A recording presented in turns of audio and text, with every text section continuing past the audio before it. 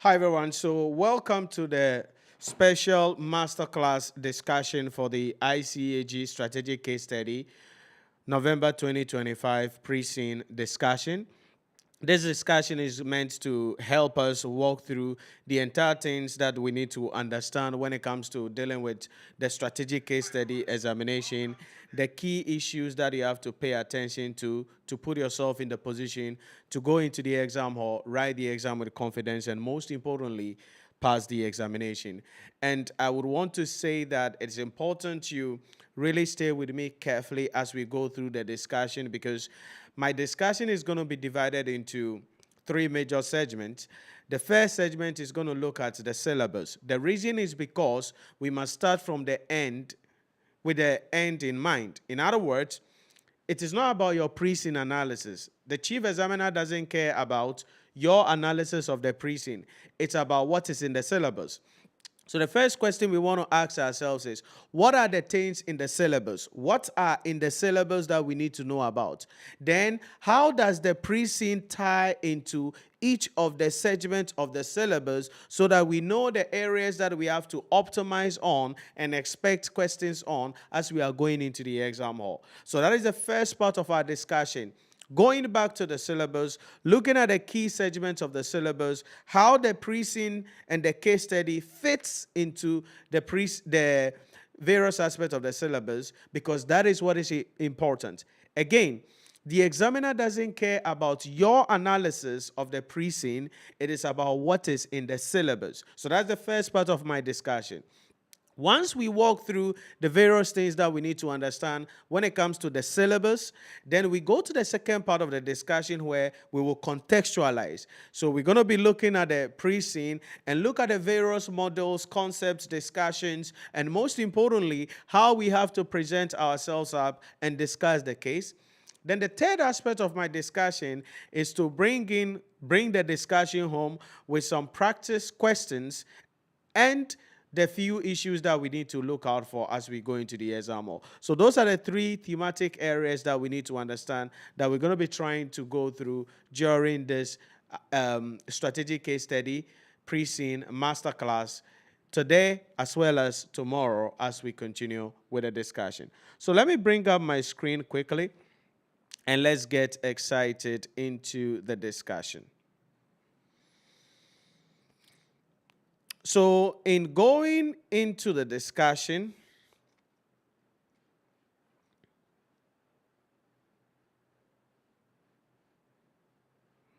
there are a few things that we have to be mindful of. So November 2025 examination, ICAG, strategic case study, the pre-scene information. So let's go first into the syllabus, because we need to start with the end in mind. And so what are the things in the syllabus? Because the examiner is going to be bringing questions from the various aspects of the syllabus based on what you are seeing in the pre-scene and some things that are not even in the pre-scene at all, but is in the syllabus that we must know about. The first part of our syllabus is going to be the strategic analysis part. Strategic analysis. This is covering 20% of the syllabus. In other words, from this aspect of the syllabus, you're going to be having at least 20 marks question waiting for you in the exam hall. Key question: what are the few issues or what are the key issues that we need to understand in this first aspect of the syllabus with a 20% weighing? Number one is evaluating the strategic landscape of the organization. So if we are evaluating the strategic landscape of the organization, what are some of the things there? Number one is the stakeholder analysis. So this is where you're going to be using the Mendello metrics to identify the key stakeholders of the organization and then their strengths, interest, or influence on our organization. And so in the realms of that, if you look at our pre-scene, EWL, who are the key stakeholders of EWL? What are their interest, power, authority, or influence on EWL? We must know about that. Strategic analysis. 2 is the organizational culture. From the pre-scene, as we have read, have an understanding of the entity, what is their culture within the organization? And we're going to be coming back to that because there are various types of culture that we need to know about. The handy's cultural types and the various significance of the cultural types that are available. 3 is risk appetite. Understanding the issue about the risks that the entity may be exposed to. Then the 4th area under that first segment is ethics and corporate social responsibility. Yes, in our case study, there are a lot of ethical issues that we're going to be getting into as we go to the second part of our discussion. And there are a couple of corporate social responsibility issues as well there, because we see the organizations to be socially and environmentally responsible. All those discussions will come under the 20% weighing. First aspect, evaluating the strategic landscape. Then we come to the second part of that area, and that is the external environmental analysis. So in the external environment, this is where a couple of models will be starting to come to town. So we want to analyze the macro environment. Okay, then we need a pistol framework. We analyze the macro environment. We'll get into all these in a moment. The second thing is the Porter's 5 forces, analyzing the nature of competitiveness and the attractiveness of the industry within which our company is operating. So those will be the issue about the external environmental assessment. Then we come to the third thing, and that is the internal capacity and position. And this is where we are talking about issues in respect of resource review, core competence analysis, SWOT analysis, and then gap analysis. So my question will be to you will be, have you prepared SWOT analysis? Because it's a usual thing. Because when the examiner presents us with a question, and the question is, analyze the strategic capacity of the entity. Analyzing the strategic capacity of the entity is what the entity can do, the resources available at the disposal of the entity that the entity can use to gain sustainable competitive advantage. And so in that realm, answering question about strategic capacity, it means that we are going to be looking at the strength of the organization, and we'll get into this in a moment, and then the weaknesses that the entity is exposed to. That's the second thing that we must understand as well. Then we can be asked to analyze the strategic position of the entity. The question about strategic position of the entity, we can answer that question by a combination of a number of models, the SWOT analysis, the pistol framework, the Porter's 5 forces. These 3 models together with thought principles from them will help us to analyze the strategic position of the entity. Then certainly we come to the last part, which is the influence of technology. In our question, EWS, the pre-scene, there are a lot of technological advancements available, and there are some risks associated with those technological advancements. So the concept of big data, data analytics, artificial intelligence, and certainly cybersecurity issues are all issues that we need to understand when it comes to that first aspect of our syllabus. So the examiner is going to be coming for us with at least a 20 marks question on what we refer to as strategic analysis. At least 20 marks. And that could come from anywhere. It could be on evaluating the strategic landscape. It could be on the external environmental assessment or internal capacity with some technology issues. One of those things will be in the exam hall, done deal, waiting for us for at least 20 marks. Then we come to the second part of the syllabus, and that is strategic choice. Because once we analyze the environment we are in, the resources we have at our disposal, and the various other things, now there will be alternative choices available, or alternatives available that we must choose from. And so this is 15% of the syllabus. So there is a question waiting for us. There are a number of questions waiting for us in the exam, or maybe A, B, C, or AI, AII, 15%, that will be on strategic choice. Big question is, what are the thematic areas under strategic choice that we need to know about? The first one is the corporate and business level strategies.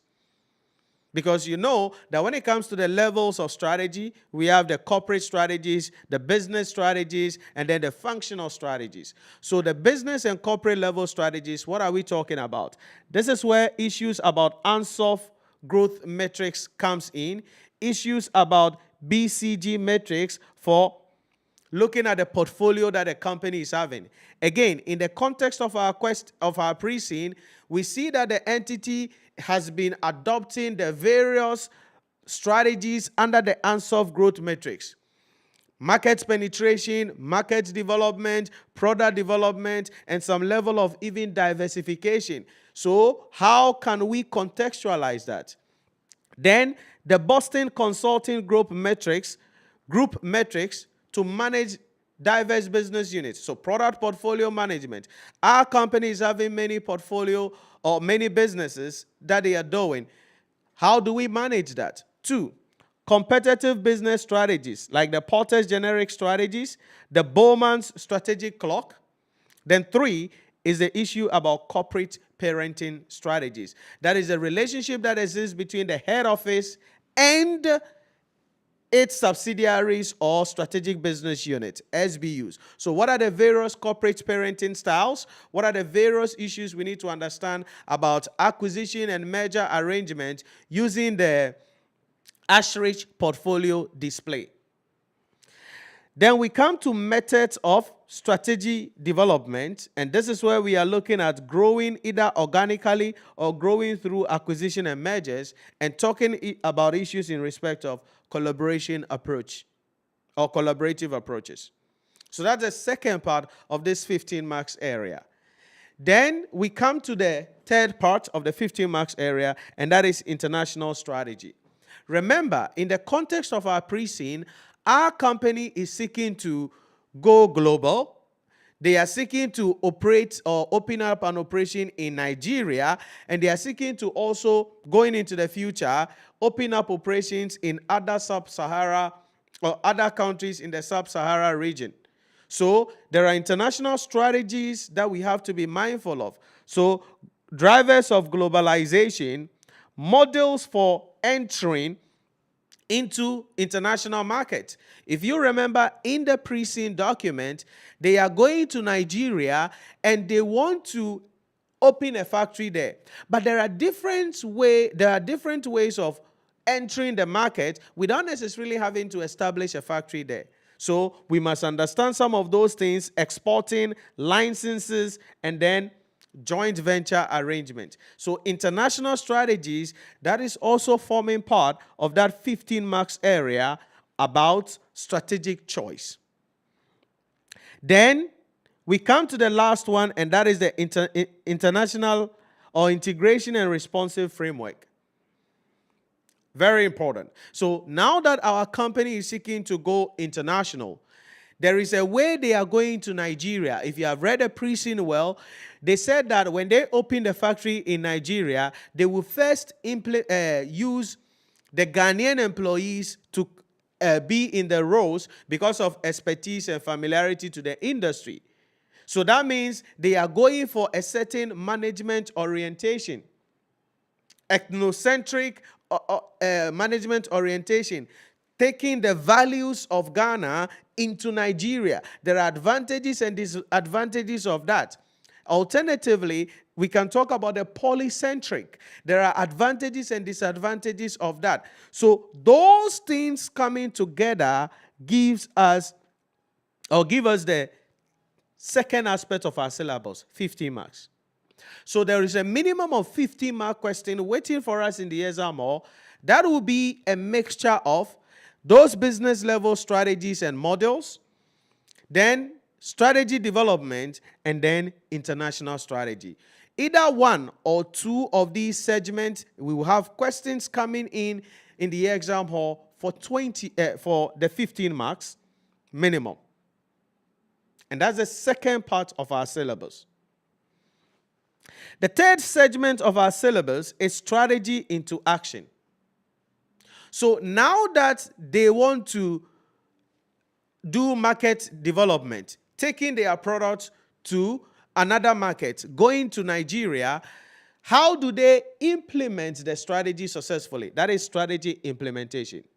That's quite a significant portion of our syllabus and will take a center stage in the exam hall because it has a weighing of 25%. So at least we're going to have 25 marks question coming in from strategy into action that we need to know about. So at least 20 marks coming in the exam hall in respect of strategy into action. And that is very important there that we need to know about. So what are the thematic issues here when we talk about the strategy into action, implementing the strategy that we have selected? The first one is the framework and business plans. Now, if you pay attention closely, in the pre-scene document, they want to go to Nigeria. They have plan of establishing factory. They will need funding. They have plan of opening a factory in Kumasi. They will need funding. Now, for that to be successful, you will need a business plan. So we don't know. In the exam hall, there could be additional information where the examiner will require us, as part of a 10 marks question area, in the 25 marks area for strategy into action, the examiner may ask us to prepare a business plan. It could be a full business plan preparation or an extract of the business plan. And you must know the various thematic issues that must be included in a business plan. It is in the syllabus. We must know about it. Under that, we talk about the McKinsey 7S framework, because when you are implementing the strategies, the McKinsey 7S framework is a crucial thing that we need to look at there. Not only that, we come to the second area, monitoring and performance management. But before I go there, let me quickly touch on this. The plan will translate the chosen strategy initiative into resource requirements across key functions. So performance management, marketing and brand management, business risk management, information technology, human resource. If you read the pre-scene well, there are a couple of issues that this company is having. And we'll get into some of them as we get deeper, but you must understand the connection in the various aspects of the syllabus. Number one, they don't have any formalized HR issues in place. People even get appointments or get jobs without knowing their salary coming in. And so there is high labor turnover, but there is a low labor turnover for specialized skills. So human resource management issues can be a question that the examiner will ask us in the exam or as part of that strategy implementation segment. Not only that, issues about marketing. We read from the pre-scene that the entity doesn't use traditional marketing. All they do is word of mouth, referral, ala. But no business thrives just on referrals. So there has to be various ways, various forms of marketing, especially now that they want to go to Nigeria. If you are going to Nigeria, you can't go and stand before someone in Nigeria and say, oh, guess what? We are the best company in Ghana, so you there, come and buy from us. No. There will not be any referral. So it means the entity must design a strategic marketing plan that will help them to create awareness, that will help them to convince people to buy their products, and they must be willing to put some money at the back of this. So again, those are some issues that we identify in the pre-scene. The examiner can bring some questions on them, and that will be tiring into strategy implementation, that 25 marks area in the exam hall. So monitoring and performance measurement, very crucial here, measuring the performance of the entity using key performance indicators. In our pre-scene, we didn't see any financial issues. Does it mean the examiner is not going to be bringing any financial issues? We don't know, because remember, there will be additional information in the exam hall. But performance measurement is an area that we have to look at. So we could be asked to use financial performance indicators, non-financial performance indicators to evaluate the performance of the entity. And that is where we are coming in with the balance scorecard and the various other models for evaluating the performance of the organization. And that is very important there that we need to understand. So that is the 25 marks area. Now, if you look at it carefully, it looks like that 25 marks area, strategy into action, it looks like, although it's 25%, we don't have a lot of issues there. Don't be deceived. Because I've mentioned a lot of issues there when it comes to implementation of the strategy implementation. So there are a lot of issues there that we're going to be seeing in the exam hall that we must understand. Then the fourth area of the syllabus will be financial objectives and strategies. So all the financial issues here, 20%. So whether you like it or not, there is a 20 marks minimum question waiting for you in the exam hall about financial objectives and strategies. It's there. But if you are not careful, per the way the pre-scene is, you will say, oh, there are no financial issues. Again, as I said in my intro, the examiner is not interested in your analysis of the pre-scene. What the examiner is interested in is what is in the syllabus. That's all. So you may read a pre-scene and jump into conclusion that, oh, there are no financial issues. But there is a 20 marks question waiting for you in the exam hall on financial objectives and strategies. So what are the thematic areas that we need to understand here? The first one is aligning financial goals and stakeholder interest. Finding various conflict of interest about this. Using various models like the economic value added or the shareholder value added tool to evaluate financial performance and create value for a company. So we don't know. Maybe in the additional information, we will be having further information provided by the examiner, which will require us to assess the performance of the entity and help to look at the issue about value creation for the shareholders using EVA, economic value added. Oh, I don't know what is EVA. You don't know what is EVA. You did EVA in management accounting, economic value added calculation. It could be there. Second is the key financing decision or financial decisions. You did this also in financial management. So really this 20 marks area is more or less like a revision in the case study. Because everything here, you have done them in other subjects, either financial management, management accounting, or some way, somehow. So what are the key financing decisions? You know them already. Investing decisions. Our company, there are various investing decisions they are seeking to make. The factory they want to open in Kumasi, the factory they want to open in Nigeria, they want to invest into electric vehicles so that it reduces their environmental emission. Those are all investment decisions. The examiner can ask us to go in and analyze whether they should go for it or not. So we could have investment appraisal issues in the exam hall where we must appraise an investment decision that the entity is making, whether using payback period, discounted payback period, accounting rate of return, net present value, or internal rate of return. Then, especially for the vehicles that they want to buy for their delivery, or they want for their delivery, should they lease it or buy it? That's an investment appraisal decision. You did that in financial management. Should they lease or buy it? Which one should be the right option? It's a 5-mark question or 10 marks question that the examiner can throw at you.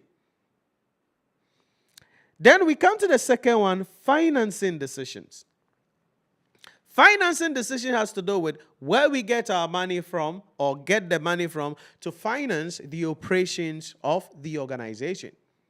So where does the entity get money from to finance the operations of the entity? So we are talking about gearing, we are talking about capital structure, we are talking about dividend policy here. Remember what I said earlier. They want to open a factory in Kumasi. They are going to Nigeria. They want to buy some electric vehicles. Where will they get the money from? What alternative sources of finance are available? So in the short term, the sources of finance available include what? Maybe bank overdraft, trade receivables, short-term loans. Okay, sale of maybe surplus assets. In the short term, we can use that to finance our operations. In the long term, where is the financing issues available? And that is where we are talking about equity finance. Even in equity finance, okay, this company is a private company. Maybe you go to the Ezra Mall and add additional information. Now they want to metamorphose into a listed company. Whoa. So if they want to metamorphose, then what are the procedures involved so that they can raise the needed finance for the Nigeria expansion, Kumasi expansion, and other things? So don't just close yourself up based on the pre-scene. Open yourself up based on the structure of the syllabus. And that is something I want to highlight, because many a times when it comes to strategic case study, one of the reasons why the pass rate is always low is because students think it's just about the pre-scene. But you must understand how the pre-scene ties into each of the aspects of the syllabus and what could happen in the exam hall based on the additional information that the examiner is going to be providing. So those are the issues there. Then you come to long-term sources of finance. In the debt finance. What are the advantages and disadvantages? Venture capital finance will be there. What are the advantages and disadvantages? Then Islamic finance is even there, because it's a tool available, it's an instrument available. Okay, maybe someone has introduced them to it. Explain to Mr. Texan and Mrs. Texan how Islamic finance works and some of the models available under Islamic finance. Because they don't want to go to the bank for a loan, they don't want to issue shares, they don't want to be listed on the stock exchange market. Okay, then Islamic finance is an alternative available. What is the concept available? Ijara, what does it mean? And then what are the various models under Islamic finance? Financing. Then even their working capital is an issue. So the concept of working capital management is also an issue here. So when it comes to working capital management, we have the fixed working capital. That must be financed using long-term sources of finance. Then we have fluctuating working capital that must be financed using short-term sources of finance. Then the working capital management approach. All of these are available here. Then the last thing under this financing decision is the treasury and risk management. I think over the last 3 examination diets, almost every examination diet, there is something about treasury. I think so. Apart from last semester, I think so. I will confirm that and tell you about it tomorrow as we continue with the discussion. But treasury is key, because this entity imports. So they are exposed to foreign exchange risk.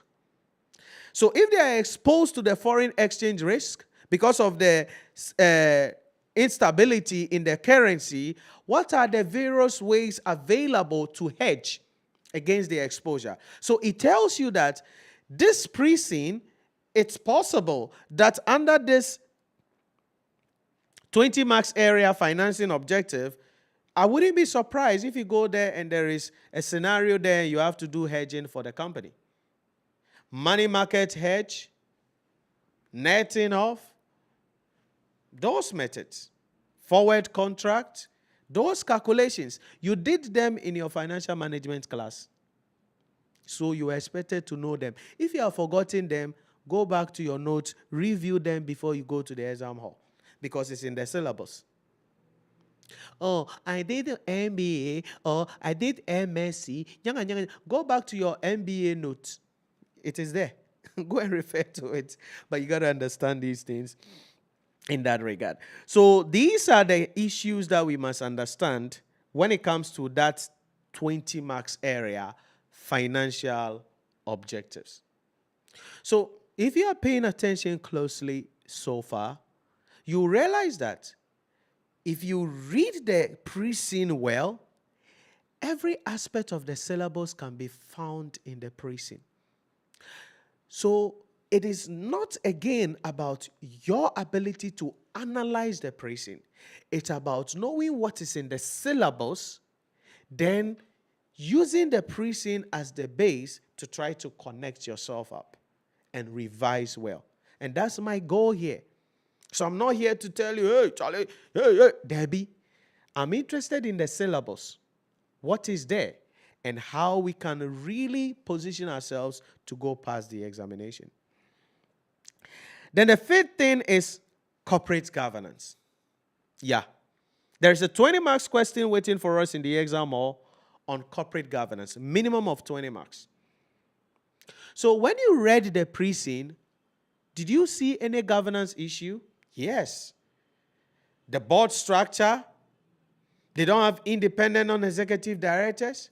Decision is made is in the hand of just two people or family people, Mr. and Mrs. Texan and his children. Everything, Mr. Texan is at the helms of affairs for everything. Mrs. Texan is also at the helms of affairs. They are planning that they will leave the business to their children, but there is a succession planning issue. And that is one of the characteristics or deficiencies of many family businesses, succession planning. And classical example is what maybe we are seeing now in the Kantanka automobile, right? Their father had died. And please, I'm not making any big issues about this. I'm just using the scenario to explain pre-scene so you have the understanding. So the man had died. Immediately the man had died, they have said some things have changed, and the young man who has been the CEO of the group of companies is no longer the CEO. He's being referred to as the former CEO. So it means that there is a transition. So the question then is, how are they going to ensure that the legacy of the man, the businesses that have been built, will continue after he is no more now? And that's one of the issues about family-owned businesses. And we are seeing the same thing in this case, that although Mr. and Mrs. Texan are planning to give the business to their children, what if their children are not interested? So succession planning issue is also here. So 20 marks area waiting for us. What are the thematic issues? One is the governance framework in Ghana. Again, the company is a family-owned business. It's a private business. It's not a listed company. That doesn't mean the examiner cannot ask you governance issues. We read in the pre-scene that Mr. Texan claims that governance issues are what? Waste of money because you have to pay the directors and more cost. That doesn't mean you don't need governance. So what are the governance framework in Ghana? One, we need to understand the board structure. A balanced board should be what? We must know about it. What are the key legislations when it comes to the governance in Ghana? We know the State Interest and Governance Act, 2019, Act 990. This is for state-owned enterprises. And the regulations like the Bank of Ghana Corporate Governance Directive or Disclosure Directives. So the examiner can specifically bring any of these acts and ask you a question about them. Again, it's not about the pre-scene, it's about what is in the syllabus. 3, the role of audit, very crucial. Our company doesn't have any internal audit unit. They don't have audit committees. They don't even have committees of the board. Okay? They have never even changed or reviewed how meetings are supposed to be done. per the rules, they are supposed to have meetings minimum of 4. The last time they are doing 3. So there are issues there. Then certainly, investor influence. The role of institutional investors in shaping and enforcing good corporate governance practices. Again, you will say, oh, what is institutional investors? This is a private company. We don't care about your analysis of the case. What is in the syllabus under governance? So when it comes to governance, the examiner can throw you and ask you 20 marks questions that you can't find anywhere in the precinct. But it's in the syllabus. It's in the syllabus. So, yes, this company has governance issues. Yes, there are a lot of deficiencies about governance for our company. We will get into some of these things. But the examiner can decide not to ask you any question about our company, go to the syllabus and ask you something else. Is it that the examiner is throwing you off? No. Is it in the syllabus? Yes. That's my goal. Then the second thing is the role of accountants in upholding ethical governance, right? So the OECD principles, ethical code of conduct for professional accountants. There are ethical issues, because remember in strategic case study, ethical issues are on levels. The first level is what you know, professional accountants. You have to be ethical. So the ethical code of conduct, right? Integrity, objectivity, confidentiality, professional competence and due care, professional behavior, individual level. But in case study, we take that to a step further to look at ethical issues also on a corporate level. And there are some ethical issues that we have to deal with in terms of this precinct. So that is another thing that we need to understand when it comes to corporate governance. And that brings me to the last part of my discussion, and that is the end of what is in the syllabus. So for the 100 marks question that we will see in the exam hall, spread across either 5, 7, or 8 questions in the exam hall, 20 marks will be on corporate governance. 20 marks will be on financial objectives and strategies. Minimum, okay? Minimum. Let me say that. 25% will be on strategy into action. 15% will be on strategic choice. 20% will be strategy analysis. And these are the key areas you must understand and how they are connected to the syllabus, to the precinct. Okay. So now that we know the end, we know where the examiner is going to be coming from, we know what we have to study, what we have to focus on in each of the areas, let's come to the precinct. And let's find out some of the things that we can share our thoughts on. Certainly, if there are any questions, you bring it up on Microsoft Teams. And then those of us joining us there too, you can put it in the chat for me there. So let's come to the precinct data. Now, this precinct is built in such a manner that, you can see the mess I've created in my document. Don't worry, I'm going to be making it cleaner for you so that you get access to that as well, if it is possible for us to get access. But you see the way I've messed up my script, right? Because that is how I go through the analysis generally.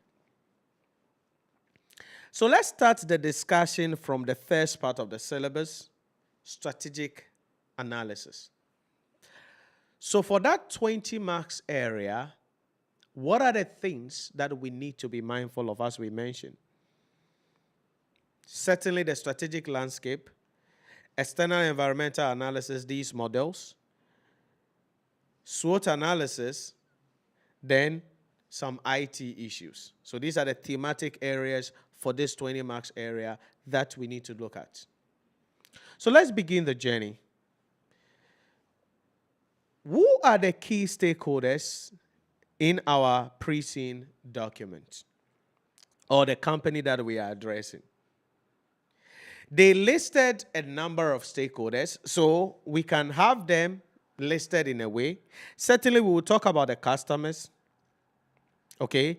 The shareholders, who in this case are also the management of the company. The employees of the company, they are stakeholders. The government, okay? Regulators, government and regulators. Suppliers, competitors. All these are stakeholders. So the question is, using the Mendello matrix, identify the key stakeholders of the entity. And the reason why that question may come up in two angles.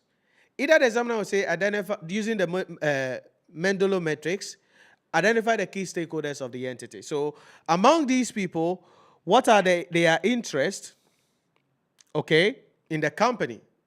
And then what is their power or control they can have over the company? That is using the Mendello matrix on a low-key level. But then the way this could also be tied up is because of the investment that they want to make in Nigeria, the new factory that they want to establish in Kumasi, the new vehicles that they want to buy, and the various changes they want to bring within the organization.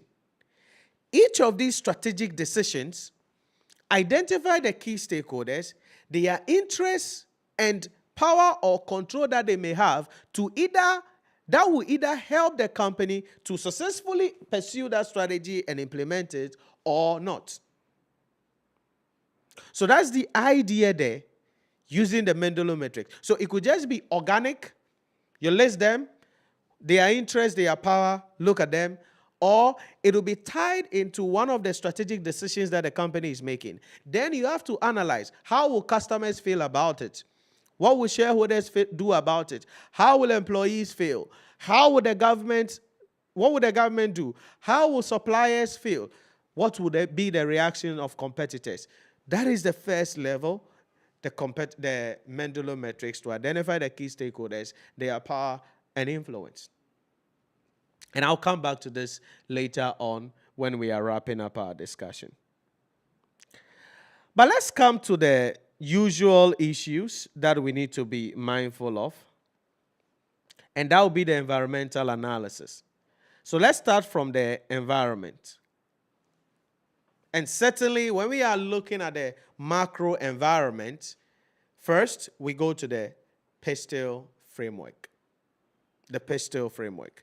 Now, as I said, let me just go back because we are linking everything we are doing. I've jumped to environmental analysis, but don't worry, we're going to be coming back to the stakeholder analysis. We'll talk about issues in respect of corporate social responsibility as we continue with the discussion. So, environmental assessment. Two key models that we want to be mindful of here. Macro environment, and then what? The Porter's 5 forces. Now, there is also the international environment where Diamond will be coming to town. Porter's Diamond. So, for instance, they are seeking to go into Nigeria, right? So, what factors must they consider before going into Nigeria? We can look at that. Then we can use the Porter's Diamond to even evaluate the decision they are making going to Nigeria. Don't worry, we'll get there. Okay? We'll get there. Just stay with me. So let's start with the PESTEL framework. If you're a good student, the PESTEL framework provides a comprehensive framework for understanding the macro-environmental factors that shapes the strategic landscape within which the company is operating. Our company is operating in Ghana, traditionally. But then you must understand that there are various factors in the macro environment that shape the way they carry out their business and, by extension, the industry. So what you must understand is that when we are doing PESTEL analysis, the focus is not on our company, because the PESTEL is looking at assessing the macro environment. So the question we ask ourselves is, what is the macro environment in respect of the entire industry? Then, based on the things happening, what should be the strategic decision or action that our company should take? Are you getting the trick here? So that's how we are writing it up. PESTEL framework is not for EWL, our company. No. It's for the industry they are in, what is happening in the entire country, its implication on the industry, so that based on that, what should our company do? Very important. So PESTEL is just a representation of political, economical, social, technological, legal, and environmental factors. So let's take them one after the other. First, the political environment. Based on the context of the question we read, there are some regional trade agreements. Remember, the decision by EWL going into Nigeria was partly because of the Africa Continental Free Trade Agreement. And they are also going to be leveraging on that in the other future projects that they want to undertake. Do you get it? So this Africa Continental Free Trade, this regional trade agreement, is something that is going to fuel the industry growth. And that is now going to facilitate EWS plan expansion into Nigeria and the other West Africa markets.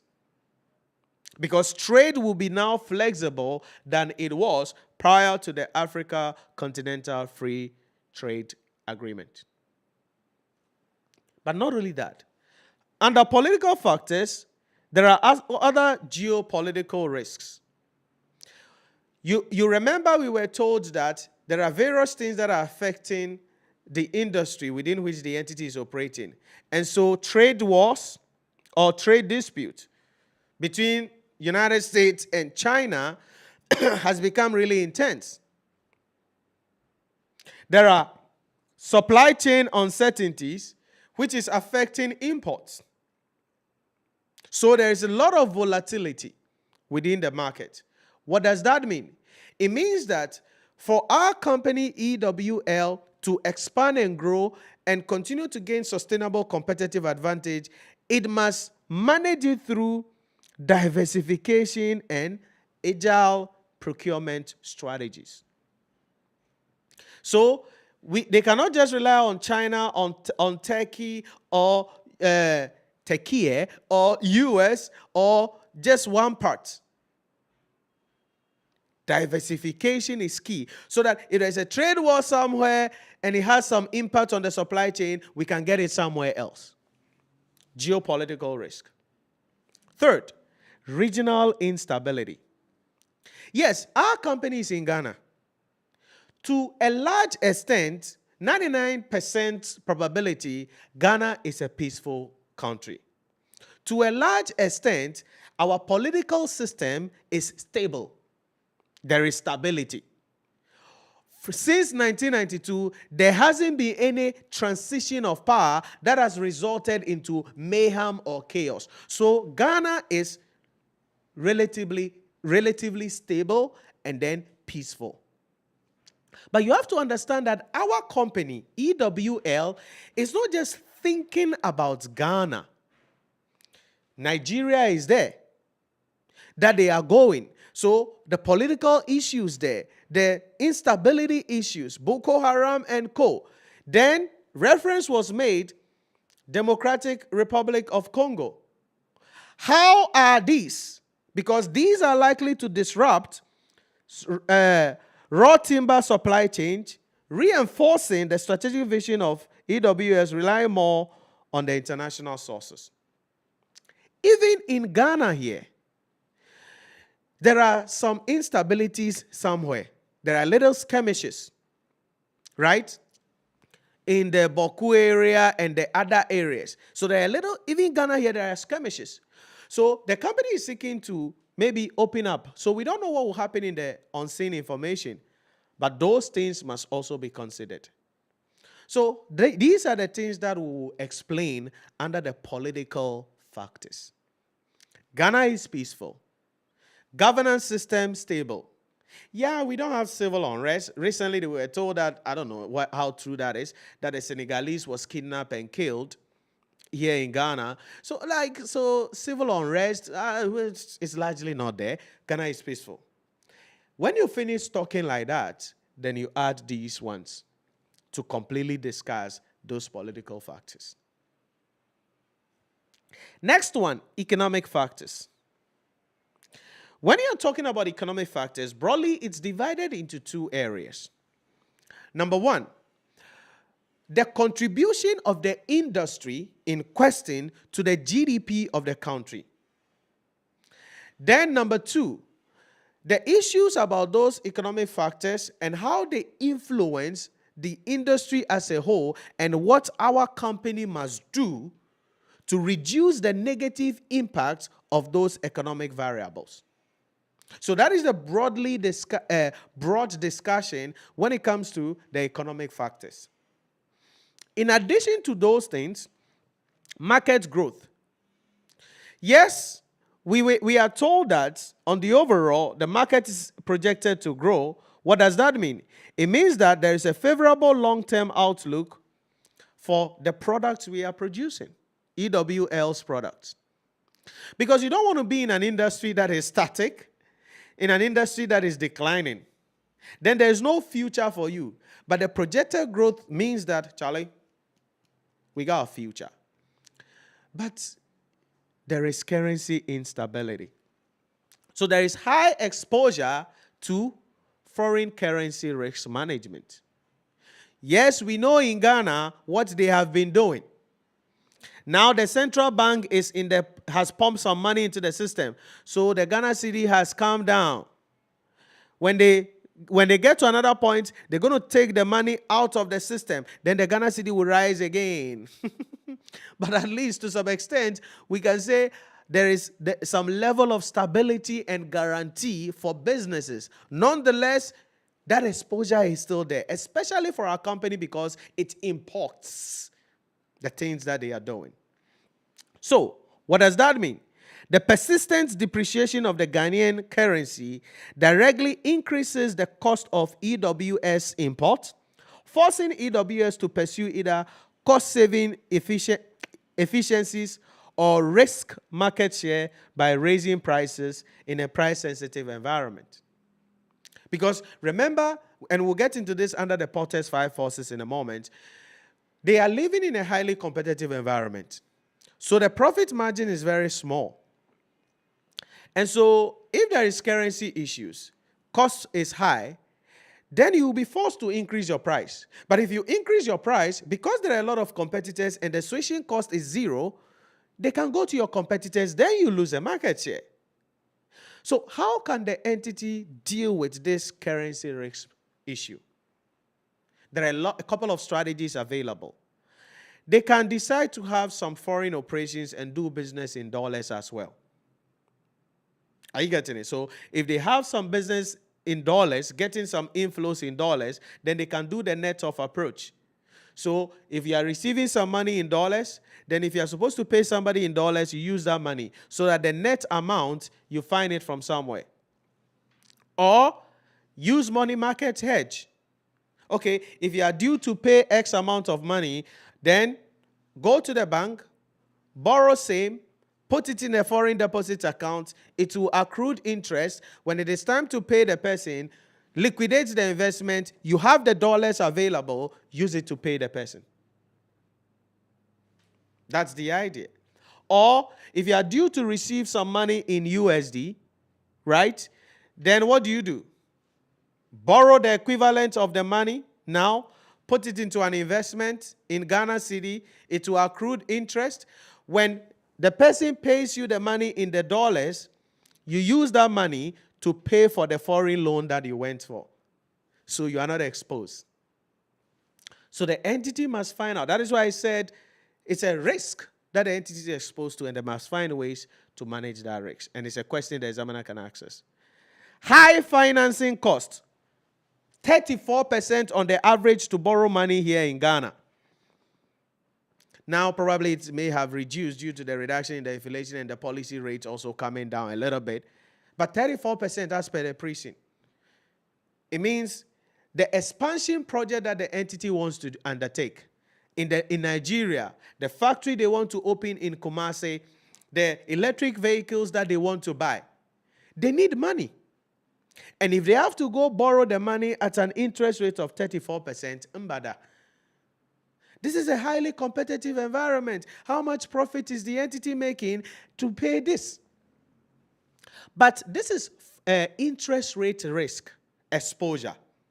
So how can they manage the risk associated with this? That will be our concern as analysts. There are a couple of options available to manage foreign interest rate risk. They can go with a forward contract. So since they know they're going to undertake the project in Nigeria, when are they planning to go to Nigeria? Give me a sec. Let me see if I can get the Nigeria dates specifically. Laba laba la, libi libi lo, loba loba lo. Kumasi is by 2026, right? 2026. The factory in Lagos, they want to do it by 2028. So, forward contract means don't wait till that time if you expect that there will be further increase in the interest rate. We can go to the bank now and I'll tell the bank, hey, wait, listen, we're going to need X amount of money to open a factory in Kumasi early 2026. We're going to need Y amount of money to open a factory in Nigeria early 2026. We want you to give us the loan. At what interest rates can you work for us? Then we negotiate. That's a forward contract to deal with the foreign exchange management. To avoid that totally, then you bring in equity. Okay, or to reduce the impact, we can use more equity finance than debt finance, which means that the owners may have to inject more money. What if they don't have? Then a venture capital may come in. Now, when a venture capital comes in, the kind of structure they have, they won't have that. Because a venture capital will not bring in money, and they would want equity interest, and you will have your wife as the board chairman, and you as the board chairman, and your wife as the, friend is saying, second in command. We don't do that. Venture capital firm will come and scrap those things and say, hey, we need a formal board structure. So what are the disadvantages and advantages of that? That must be dealt with. So that risk that they are exposed to, the interest rate risk, they must find a way to manage them. Then certainly interest rates, inflation rate, and energy prices. These are some of the key threats that the entity is exposed to. Inflation and energy prices. To deal with the energy side, they are trying to use some renewable energy sources to reduce their average cost, generally. So 15% rise in energy costs in 2022 directly impacts EWS operational expenses, squeezing margin and heightening the need for investment in energy efficient technology. So these are the economic factors. So again, I am in pistol. I'm explaining pistol to you. But if you pay attention closely, I have also told you about some of the risks that the entity is exposed to and how those risks could be managed. That's the impulse. That's the impulse. Third, social. The socio-cultural factors talks about a number of things, how people behave within a society, a geographical location, or a region. So it talks about the behavior norms, the values, the belief system of the people.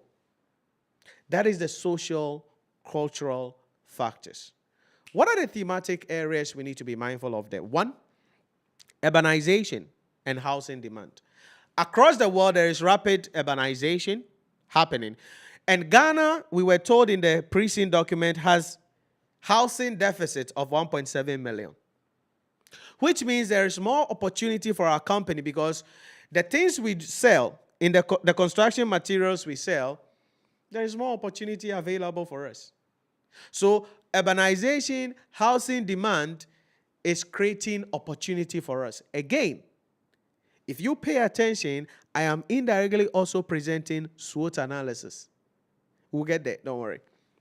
But that is the idea, the first thing. So 1.7 million units of houses deficit in Ghana. You know, one of the things in Ghana, the houses, right? Sometimes you see the house and the price of the house, you'll be like, whoa, what the heck? But almost all the time, all properties are sold out. So you're like, geez, who are the people buying the houses? But recently, some of the issues that have been coming up, some people allegedly steal state's money, then they use it to buy houses. No wonder the average Ghanaian cannot buy a house. Because you are competing with the enemies in the dark realm. Somebody has allegedly embezzled state funds, and the person is buying a house. How much is your monthly salary? But that is the idea. We have housing deficits, and so there is an opportunity for growth for our company and the industry as a whole. Next, customer preference. What do customers want? In the question, we were told that a growing consumer preference for high-quality imported engineered wood over the previous ones is also something. And this also strengthens what our company does, quality things. Quality things. But on the customer preference level, customers are also gearing towards environmentally friendly materials. That was also stated in the pre-scene. So all that will be part of the social factors and also avenue for more opportunities for our entity to expand and grow. Technology. Technological factors. Production advancement. See, the technology is available. So again, you are not just talking about what our company is doing, EWL, but you are going to talk about what is available. So a lot of issues, global trend towards automation, AI, quality control and all that, an area where EWL has already invested and built a competitive advantage. So they are already doing a lot of their things. But you got to understand, because they have a website that people don't like. They have a website that is not responsive. And there is a cybersecurity issue, the IT aspect of this segment of the syllabus that the examiner can ask us about in the exam hall. Because they have online portal, an e-com store that people can go and buy things. But many people are not using it because the user interface is poor. If you remember, give me a sec, let me see if I can get you the exact paragraph that story is. Let's see, it's here.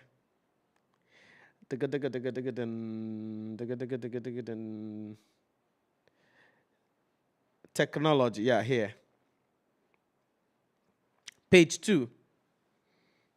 Okay. Digital advancement and technology, Okay. So that's the issue there. Here. So digital technology, point number 1.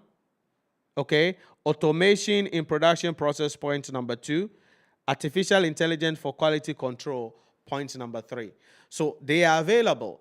And because they are available, especially the artificial intelligence area, cybersecurity issues could be rampant in that regard. Then the last thing is digital adoption challenges. And this was what we saw in the question. Their own employees don't want to use the system. And that's a challenge. So EWL unreliable online ordering system highlights a gap between technological intent and execution. representing a strategic weakness that hinders modernization and exposes the company to security risk. So that's a weakness on the part of the entity. Because if you deploy technology and people cannot use the technology, your customers cannot use it, your employees are not willing to use it, then there is a problem with you as an organization. And this company, because it is in the hands of HR Texan and Enna Texan, they are the two people. And Mr. Texan is, carry himself like IT guru, so he thinks he knows it all. But if we have a dedicated team available handling the issue, then it would have been deployed better. There would have been documentation on how to use it, and they would have trained their employees to use it, and even designed the system in such a manner that the user interface will be friendly and the average person can use it to make order or place order online. Because where the future is going, people will not get time to come to our shop. They should be in their house, and with artificial intelligence, virtual reality devices, have the measurement, and then do the order online, make payment, then delivery. They don't have to come to our shop. So that is a crucial growth opportunity that the entity is sleeping on. Yes, it may not be well developed now, but it has significant potential going into the future. So that weakness that they have currently has to be fixed. And it's an area that the examiner can ask you something about exclusively. Then we come to the legal environment. When it comes to the laws, because of the industry the company is in, there are some international regulations. The global sustainability regulations like the European Union Deforestation Regulation, LEED certification and all that. It's creating market opportunity that align with EWL's strategy of sourcing from accredited international suppliers. If you remember, one of the strengths of our company is that because they are environmentally friendly company, they buy from suppliers who are equally using environmentally friendly systems. If you remember, that ordering thing is, I think, below under sustainability segment of the sustainability paragraph. Business operation challenges, market growth, the strategy of the company, management structure, corporate governance, no. Oh, I'm done. Where is the sustainability paragraph? Sustainability paragraph. Give me a second, let's see if I can find business operations environment.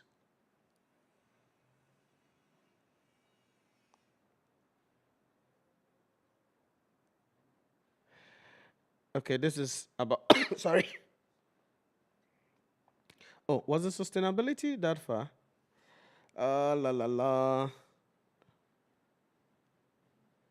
Oh, and the Majayo. I wanted to see if I can just see that paragraph on sustainability.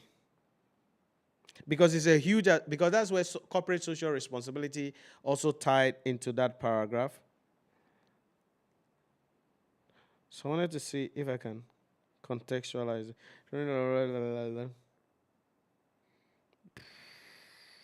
Business environment, financing issues, using energy efficiency, we've already addressed that.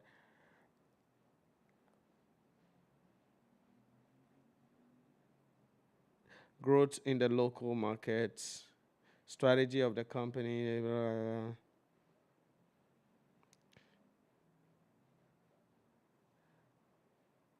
proving success, negativity. Oh, I can't find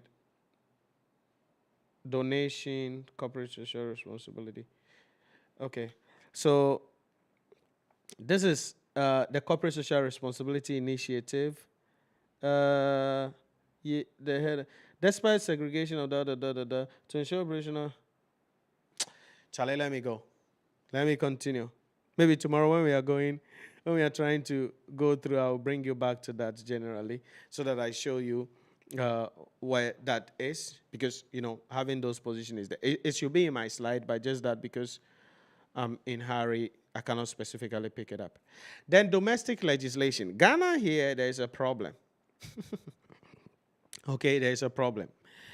There is weak enforcement of, Ghana's Timber Resource Management Act, Act 547, and that is contributing to illegal logging, okay, and then issues about illegal mining. Yes, right now there are changes coming in. I mean, they are taking some actions to deal with Galamsey and the other encumbrances in respect of that, but, the issue is there. Okay, so that's the legal environment. So these are threats. Okay, on one side could be opportunity, but on another side could be threats, right? Availability. Then the last thing is environmental issues. Now, our entities, this is looking at the industry's impact on the environment, how we obtain resources from the environment, and then the impact that our operation have on the environment, the output. So how do we get our products? How do we deliver our product, and what's the end product? So here, sustainability imperatives. And we are told that there is a growing demand for sustainable building materials. And this is a key marketing and differentiation opportunity for EWM, given its sourcing of certified products. Resource depletion, deforestation, and illegal mining of Galamsey has destroyed a lot of our forests, because under the previous administration, they brought in an LI that allowed people to go into forest reserve, destroy the forest, and mine gold. So that's an issue there in that regard. Then the illegal logging is also an issue that we need to understand. But if you remember, EWL is an environmentally responsible organization. And so if you remember, we are told that even their sawdust are compressed, changed, and then they donate those materials. I think I saw that a moment ago. Okay, locally to people. Yeah, this is part of corporate social, this page 15 here, this is part of corporate social responsibility. We'll come back to that later in the discussion. Let me go. In the next session, when we are talking about the sustainability issues, I'll bring the paragraph up so that I don't have to spend time. So this is our PESTEL framework. So it's a 10 marks question you can get. And the examiner will say, analyze the macro environment. Sometimes he won't tell you PESTEL. Just say, analyze the macro environment within which EWL operates and what it must do to gain sustainable competitive advantage. Macro environment or the external environment. So those are the synonym. Macro environment or the external environment that the entity is operating within. That is what you must understand when we talk about the PESTEL framework. So in the PESTEL framework, you can get strength because there are things the company is doing well. You can get weaknesses, things the company is not doing well. You can get opportunities. You can get threats. That is why I told you earlier that if you have a question and the examiner asks you to assess the strategic position of the entity, you are supposed to rely on the PESTEL framework, the Porter's 5 forces, and then SWOT analysis. But you're not going to write all three because you're technically going to just use SWOT analysis.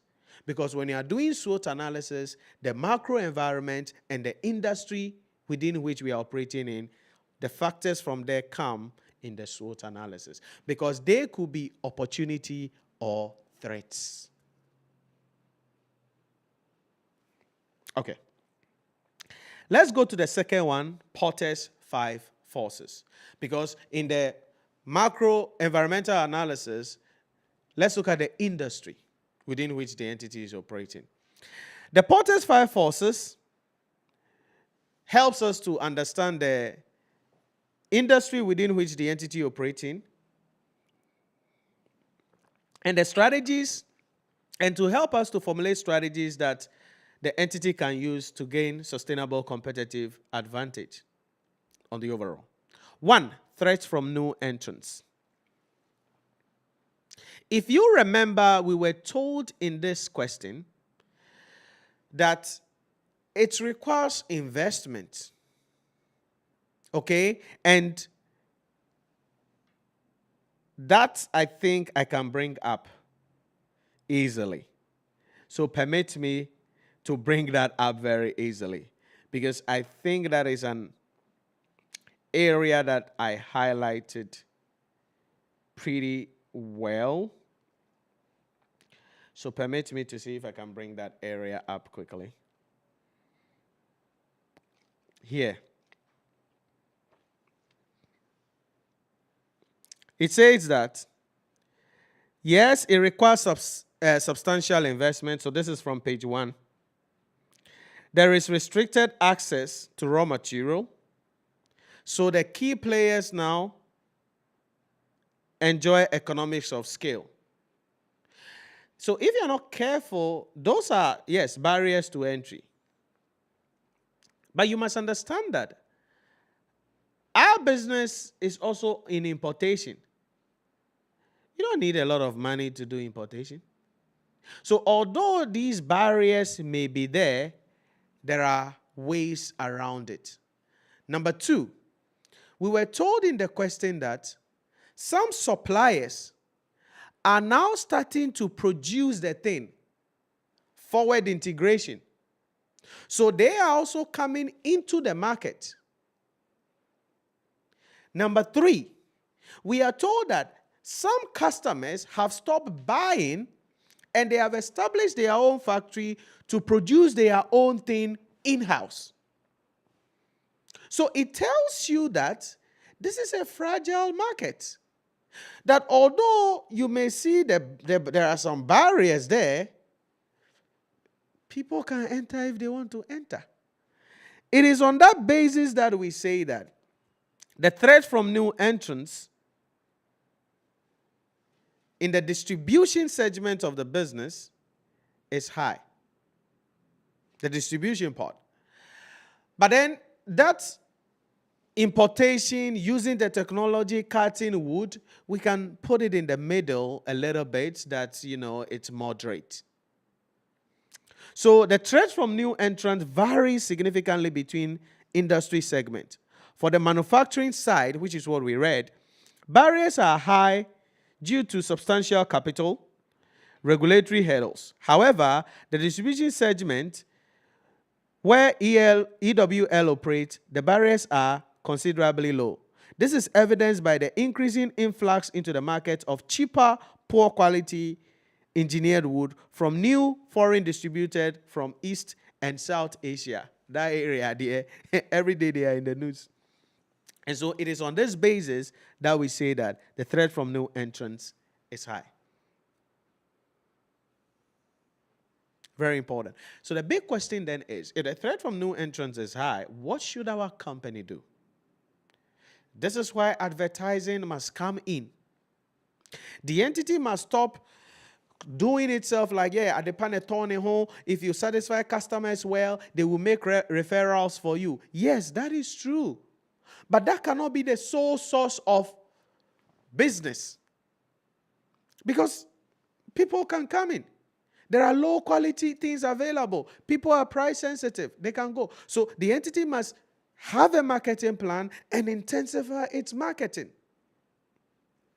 Then they must continue to offer the quality services, products that they are offering, so that it will discourage their customers from going to the other new players in the market. Now, the reason I'm bringing those things up is because it's not just about, the threat from new entrants is high. Indeed. What should our company do? That is where you come in as the analyst. Two, bargaining power of suppliers. If you look at what we have here in the context of the question, in the global manufacturing industry, suppliers are concentrated and powerful. We read that.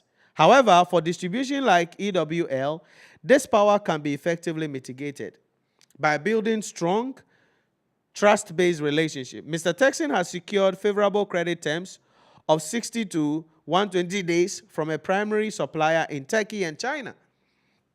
This strategic relationship management significantly improves EWL's working capital and reduces suppliers' direct influence over its operations. Overall, the bargaining power of EWL suppliers is low due to the effective relationship with management. So, yes, on the global level, it is concentrated and powerful. Like you can get your things from certain places. But they have changed that power into nothing by the building of that relationship. So, to the context of the question in respect of EWS suppliers, we will say it is low. Why? Because they have negotiated credit terms from 60 to 120, and that is an improvement to their working capital. 3, how about customers? Customers there is high, right? Because shifting cost here is okbo. I mean, if I want to buy plywood or I want to buy some quartz stone, if I want to go and buy from shop A and I don't like it, I'll just go and buy another one next time at shop B. Switching cost is okbo.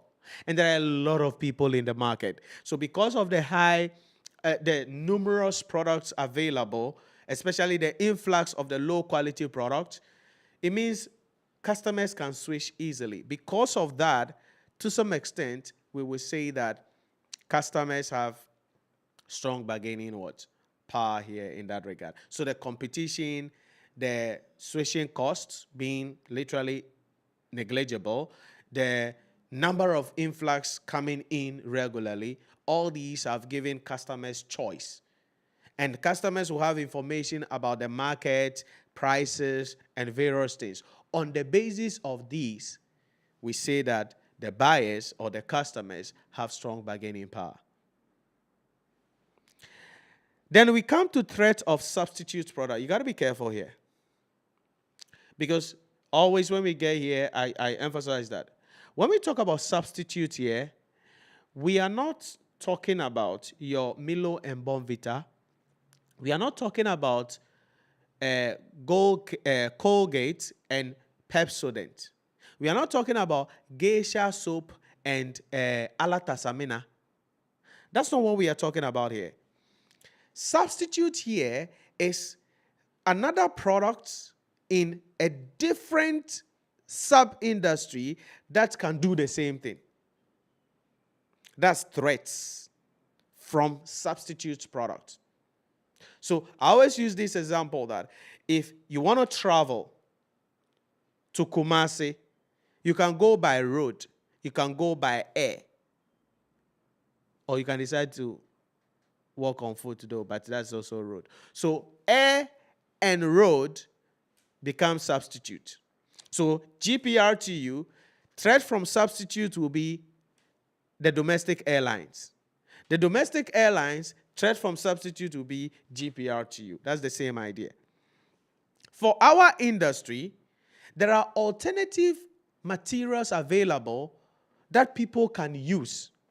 And these are metal panels, plastics, and composites. These were mentioned directly in the question.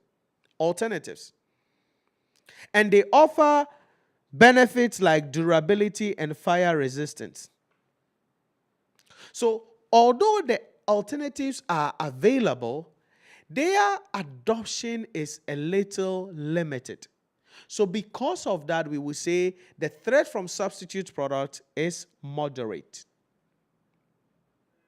It is there, but not many people are using it because it's like new things coming up. So it's not strong, it's not weak, moderate.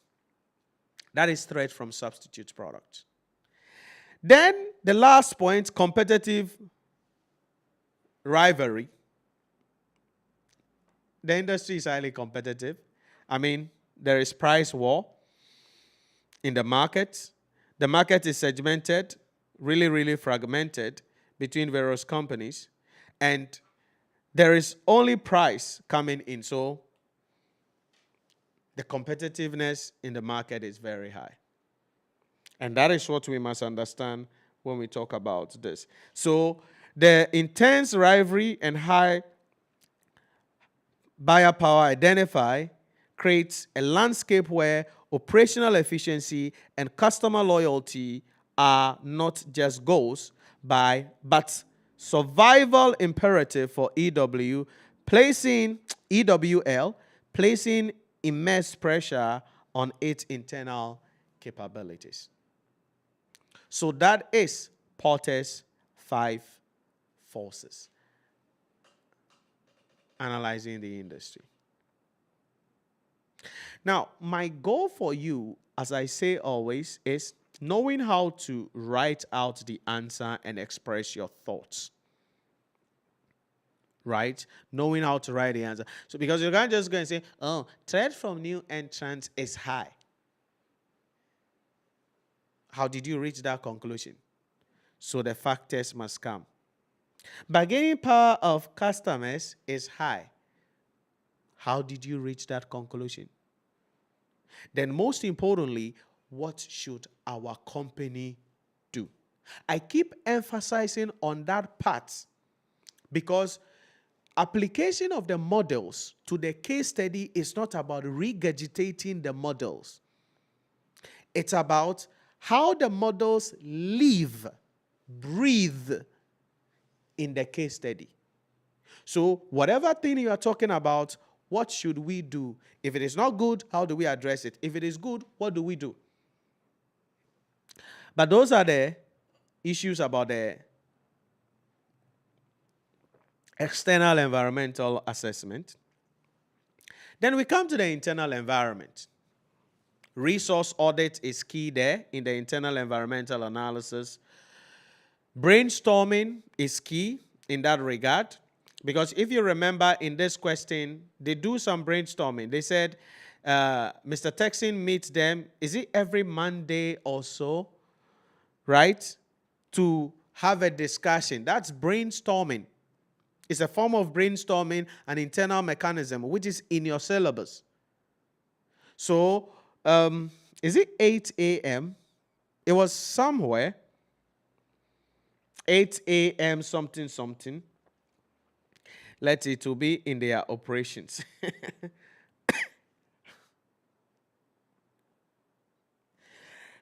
You know, it's interesting having the whole idea about the case. Then you got to now figure out where exactly it is. It's as I said, I've highlighted though. I'm going to clean this up for you, so don't worry. I want to see if I can see that thing. Hey, you let me continue so I don't have to spend time on this. But there is brainstorming. That session can be regarded as brainstorming. So resource audits, resource model, the MS model, the various resources and entity needs. Then brainstorming is there. Gap analysis is also there about the internal issues. Gap analysis has to do with what we could achieve and what we are achieving now. The difference between that is the gap. And for the most part, we don't want big gap. Okay, this is not politics that we say we want a bigger gap. No, we want. So gap analysis looks at what the entity could achieve, the potential of the entity, and what it is currently doing.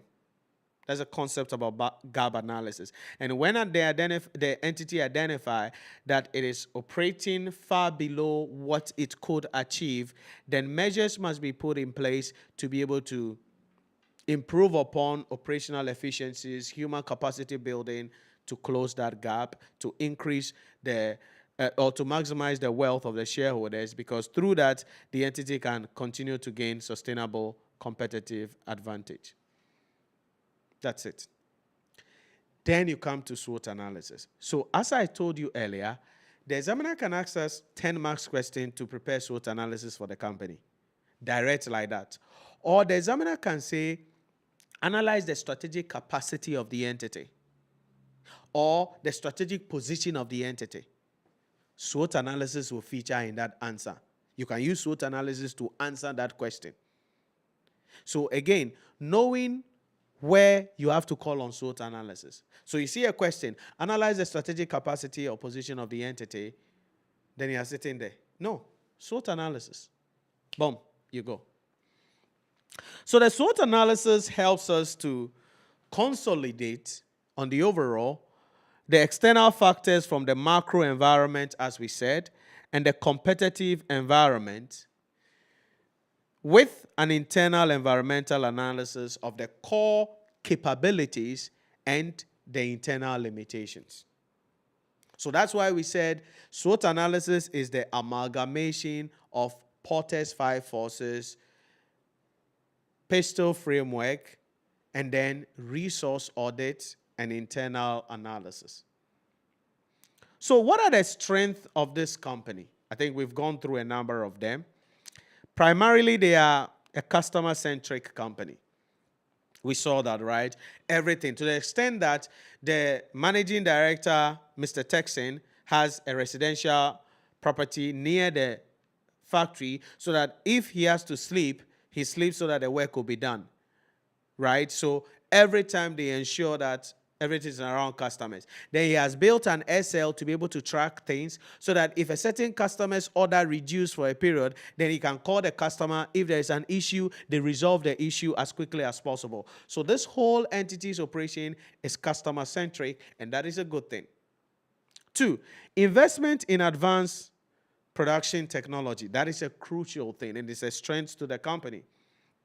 So the state-of-the-art equipment that they have is a capable strength for the company. IT savvy and data-driven leadership. Mr. Texan is really a knowledgeable person who uses his expert to be able to make the decision. So he makes decision based on data. And he is always looking at the data. He's not Baumia, but he's always looking at the data. Do you get the idea? That's just by the way. Please, as I say always, don't take things personal, okay? Relax. Then another strength is the strong trust-based supplier relationship, which we referred to earlier when we're doing the discussion. Because to be able to negotiate, say, hey, although you are giving everybody 60, do 120 for me. That's a good thing. And before a supplier will give that green light like that, it means you've earned their trust. And that should be a strength. That must be celebrated. And then a well-diversified one-stop portfolio. The idea that when someone comes, they don't have to come and buy stone here, go buy something there, go... No. Sort of a one-stop shop is a strength. Now, there are other strengths that I think you identified if you prepared a SWOT analysis, but these are some of the things that we can talk about. Now, the trap then is, hey, Nhyira, so if I have this as a 10 marks, how many points am I supposed to write? If it is a 10 marks, and under each of them there is pointers coming up, at least 3 or 4 is good. Well explained, 3 or 4. Again, look at the way I'm presenting the ideas up. So 3 or 4 will be a good point there. Are you getting it? That's the idea. But in as much as there are these, customer-centric, IT, trust with suppliers, one-stop shop, there are some internal limitations that are preventing the organization from achieving what it really wants to achieve. And these are the weaknesses. So weaknesses are the internal deficiencies or limitations. What are these? Conflicting leadership style and HR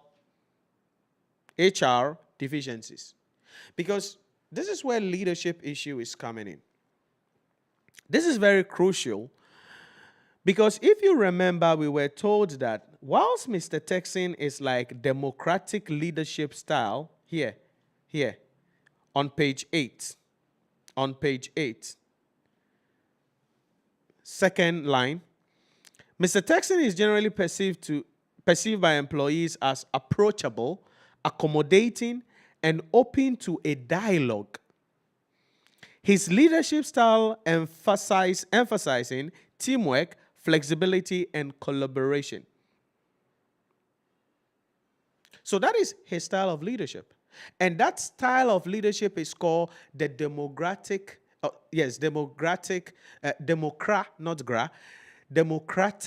leadership style. That style, teamwork. That style, we are building bond. That style, inclusivity. On the contrary, the wife is the fire. The wife is the fire in the discussion. So, Ms. Texan adopts a more structured, rule-based or rule-driven approach, placing strong emphasis on strict compliance with the company's hierarchies, policies, procedures. So, whilst Mr. Texan fosters conversation, hey, Charlie, miniano, Charlie, Toyota, oh, Charlie, maybe, try to vibe with the people, oh, we are a family, that kind of vibe. The woman is not doing that.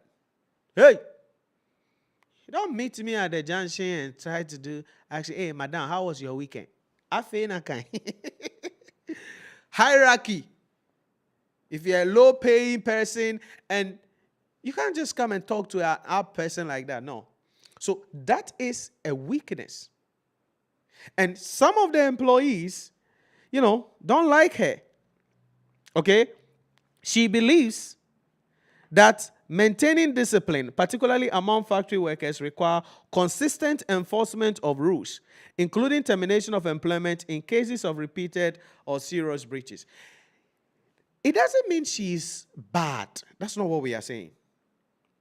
Because there is a place where rules and regulations must be obeyed. And when people misbehave, their employment must be terminated. But if you become too robotic like that, and all about rules, that will also repel some people. So it has a good side, just like his husband's own has a good side, but also has a bad side. Because when you become too democratic, sometimes you lose, people step beyond their boundaries. That's a problem. A few weeks ago, there was a video that a young lady posted on TikTok, and their boss, okay, it's like Mr. Texan, democratic, teamwork, flexibility, dialogue, and they do videos together, Krapo in Nigeria, right? They do videos together. So apparently it was the boss's birthday, and so the lady gave the boss a kiss by the cheek.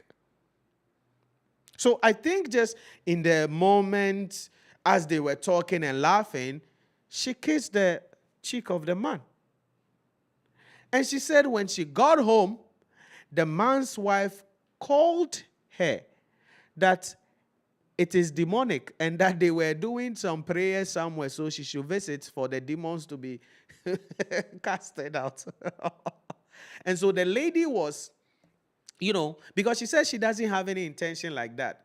But those are some of the things that democratic leadership style creates. People may no longer know their boundaries. So they feel, He talks with us. We spend time together. So I can do anything I like. And sometimes that loses track, or people lose track of doing what they must do to achieve the goals of the organization. What am I trying to say? There is a good part to Mr. Texan's approach. There is a bad part to the approach. Mrs. Texan's approach, Kankpe Yazo, there is a good part to it. There is a place for it. But there is equally a bad side to it. But this conflicting leadership style of these two top dogs of the company will be regarded as a weakness.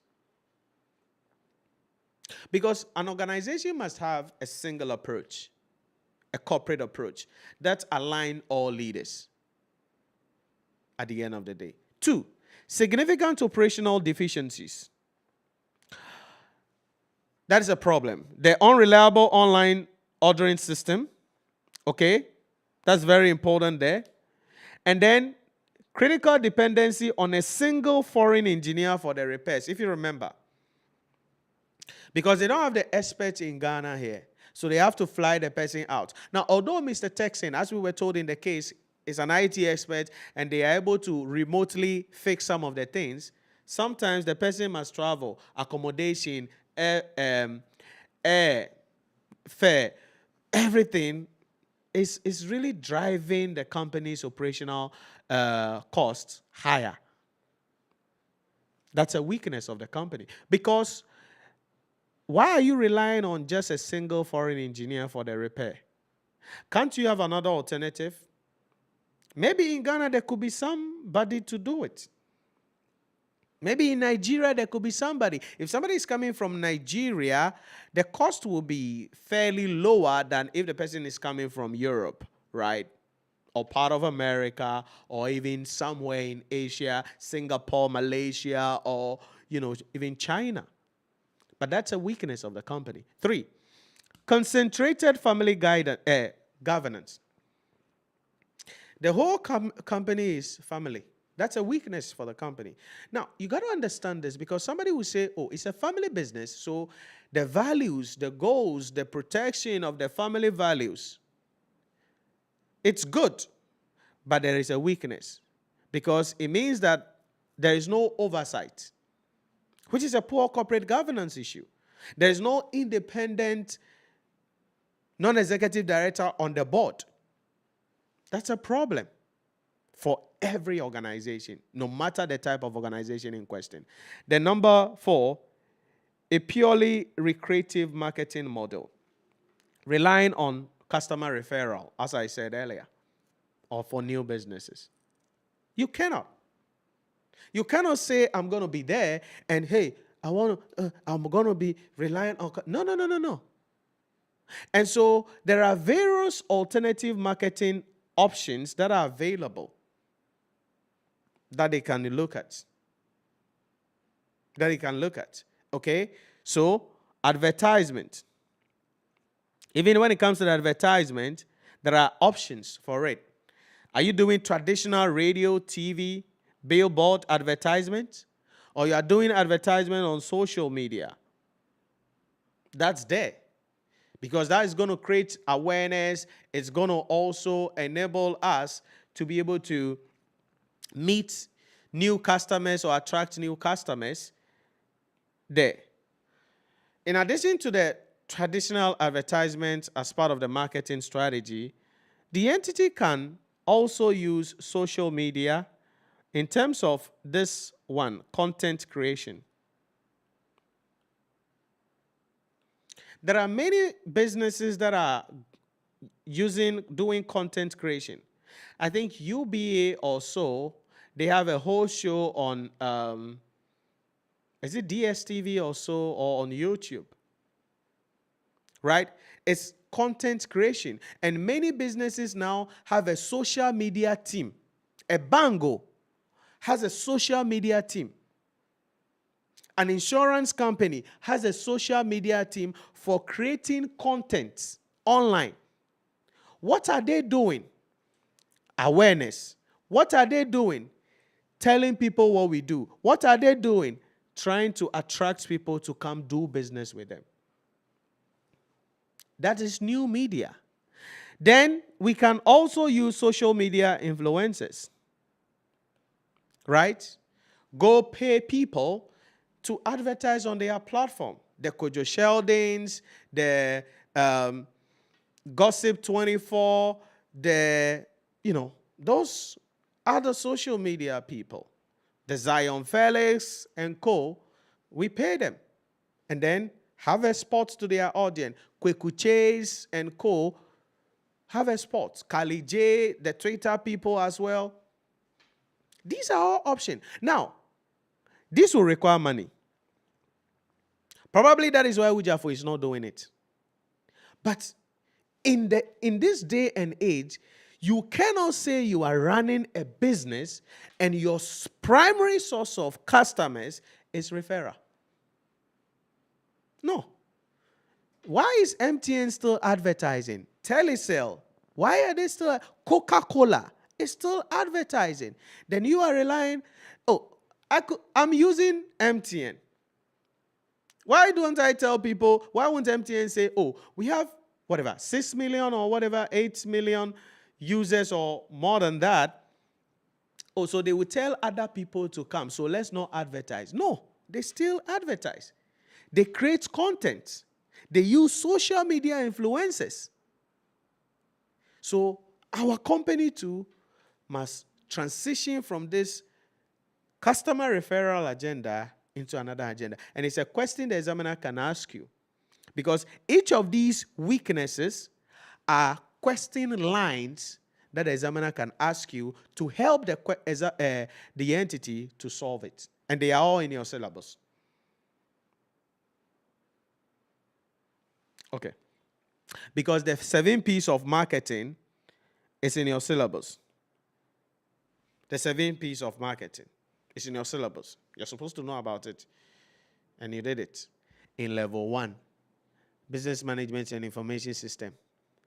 Oh, I didn't do ICA level 1. Okay, you did it in Marketing 101 in your first degree. Oh, I didn't do marketing in first degree. Okay, you did some marketing in your MBA or MSc. So that is what you must understand there. Those are the weaknesses. So each of those weaknesses are taglines for the examiner to pick some questions from us. Opportunities. Now we are going outside the organization. These are the what is available that the entity can take advantage of to gain sustainable competitive advantage. So what are the opportunities available? We mentioned this earlier. Substantial domestic market growth. Okay. 5.5% for the construction sector. Strategic geographical allocation, there is opportunity for them. That's why they are going into Kumasi in 2026. And they are going into even the international market in 2028. So that international market entering, we'll come back to that though. What are the options available? They want to establish a factory. But as we discussed earlier, they could decide not to have a factory straight. Maybe they could have a store there, right? Then they will export the products from Ghana after they cut and do everything and send it to Nigeria and sell. It's an alternative available there. Or they could decide to acquire a similar company like that there. That would be easier. Because starting from scratch, you are now going to create awareness. Acquisition of a company, easy peasy. Or maybe merge with another company there. Or if you don't want merger, because merger means 2 companies going so that we now have a single company, we can do joint arrangement. Are you getting the idea? So the options, and these are questions the examiner can ask you. That international strategy that they want to undertake, they are contemplating. Because of funding challenges that they would need, interest rates 34%, that is significant. They are not interested in also bringing venture capital. They don't want to be listed. Mr. Texan is broke. The wife is broke. They don't have money to put into the business, but they still want to go to Nigeria. What are the alternative options available for them if they want to go to Nigeria?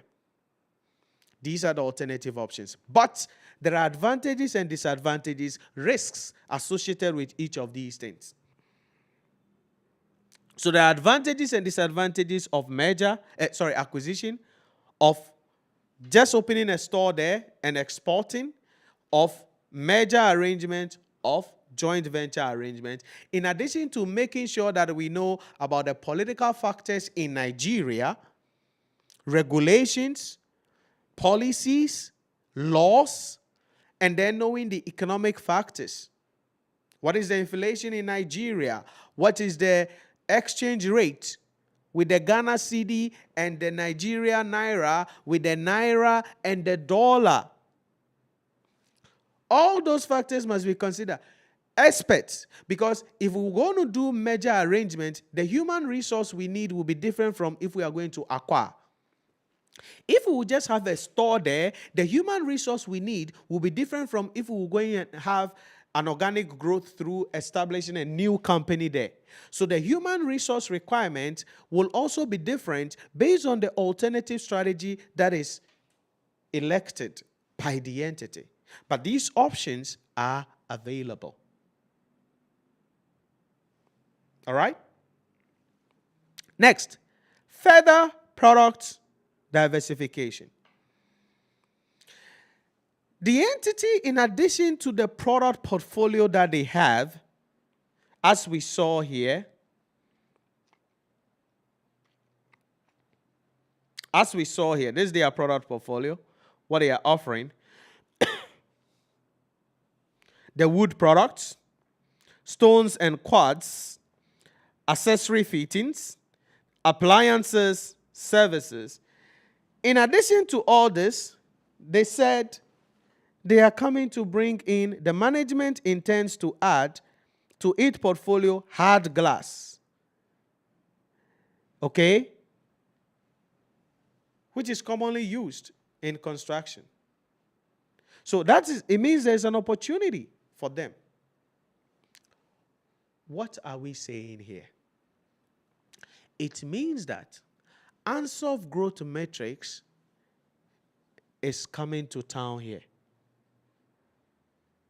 So what alternative strategies can the entity use to expand and grow its market share? To answer that question, unsolved growth metrics. Now, our company is already doing a lot of the things under the unsolved growth metrics. I'll take you there in a moment. But that is what you must understand. Then the last thing that I have there for you is a powerful sustainability trend. Because of the adoption of sustainability, people preferring environmentally friendly building materials, the regulations across the world, government policies and various things, it's creating opportunity for the things that we do that people will come and buy. So these are the opportunities that we need to understand.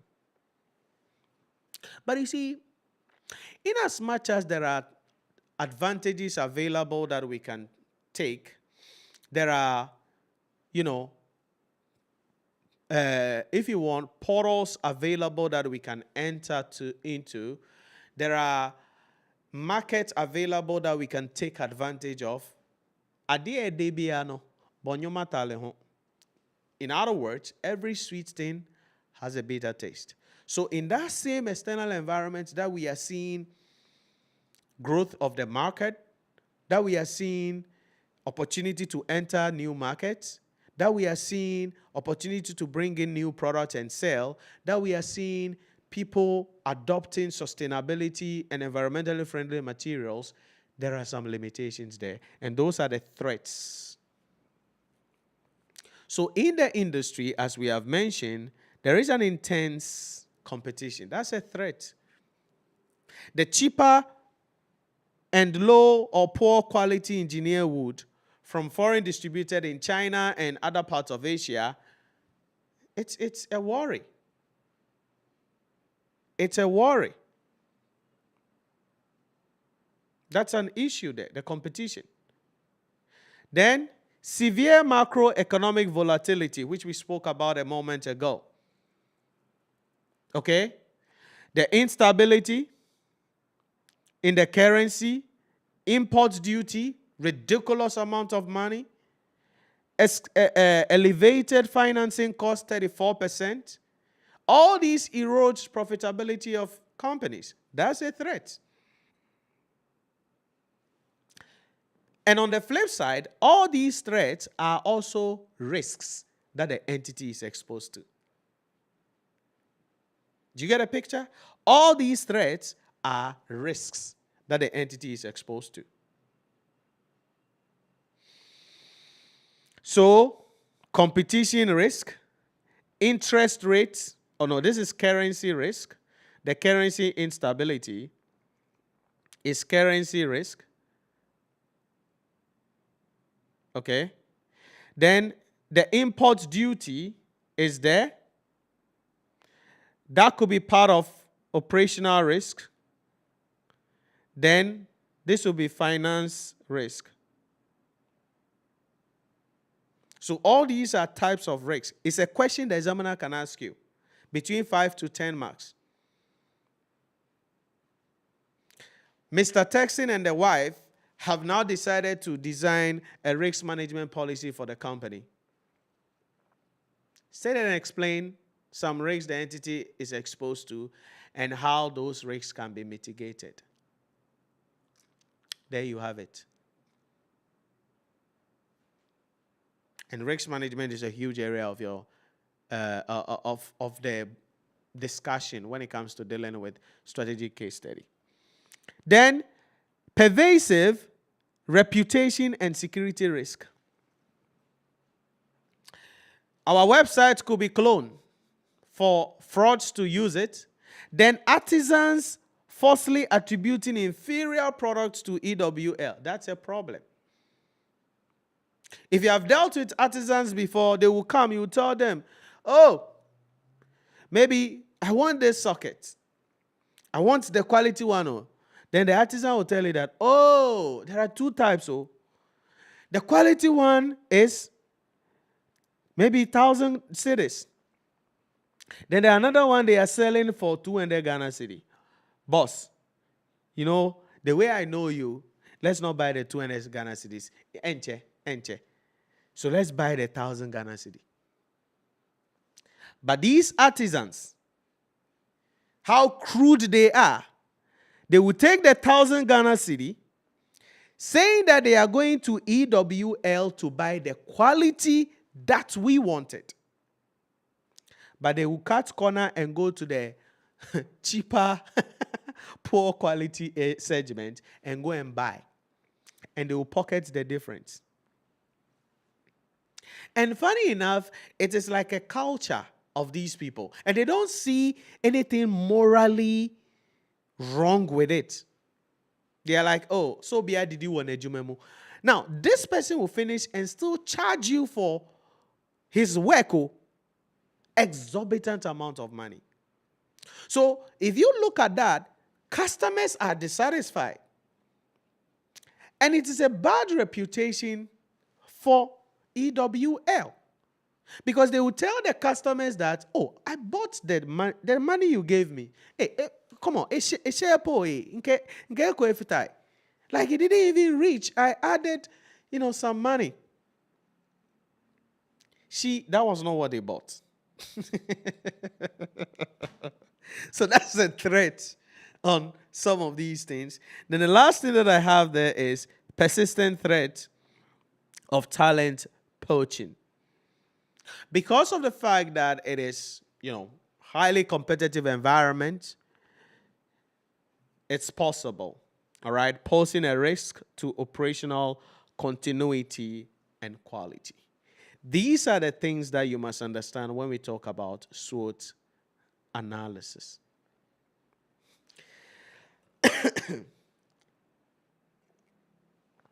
And that brings me to the end of that area of my discussion. There are various other issues there. Probably I'll bring some of them up later on under culture and those things.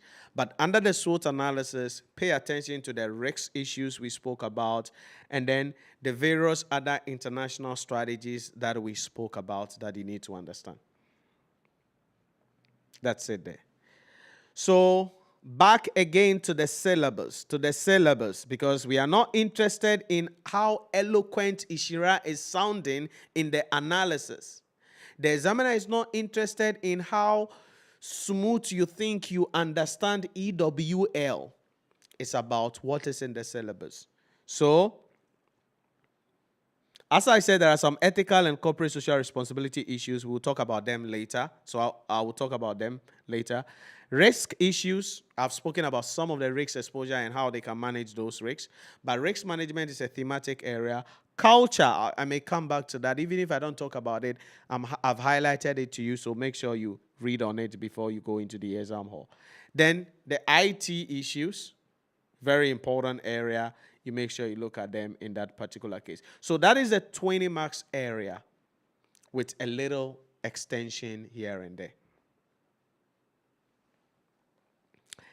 So let's go to the next area. Again, if there are any questions, you bring them up so that I can address them.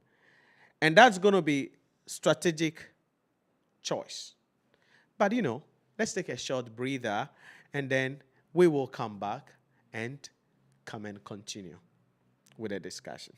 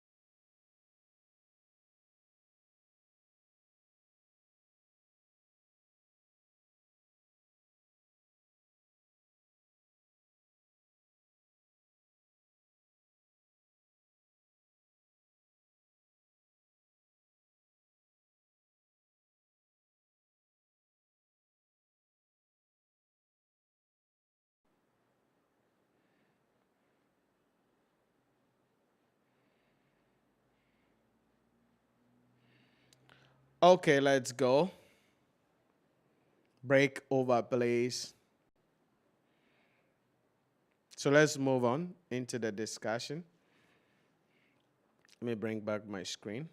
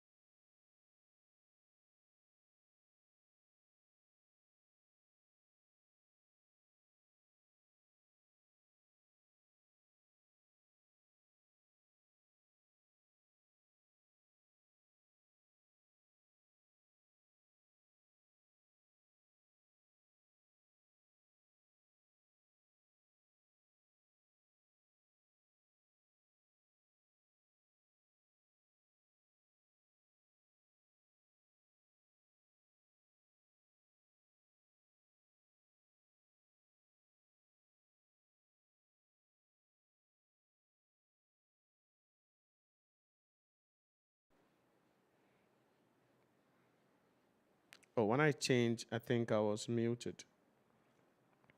So, oh, come on, Nhyira. Come on, Nhyira. What are you introducing by this time? Oh, it's high time I look for another software and stop using this software. Okay. Where? Okay. So as I was saying, I mentioned that this area 15%, okay, unsolved growth matrix, but the BCG or portfolio issue, there's not much information available for us to take in the context of this question. Nonetheless, it has potentials. And so you make sure you understand those issues under portfolio management. Okay, I'm coming in from the book just to show you that. So the BCG matrix, okay, it's there. Make sure you review it because it could be featuring in the exam or star, cash cow, problem child, and then dog. But you know, in addition to the BCG matrix, we also have the product life cycle. Then we have McKinsey and GE business screen, where you are looking at market attractiveness and the business position. Then the last one, Shell directional policy matrix. Shell directional policy matrix. So in the private sector, product portfolio analysis, these are the models we use. The Boston Consulting Group metrics. We can use the McKinsey and GE business screen, the issue about product life cycle, Shell directional policy matrix. Very important. You must know when which one is applicable. Okay? Then in the public sector also,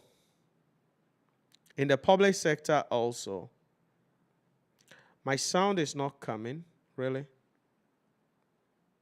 How is that possible?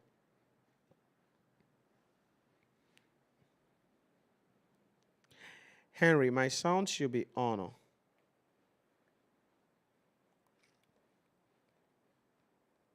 My sound should be on because it's showing here that my sound is on Teams as well.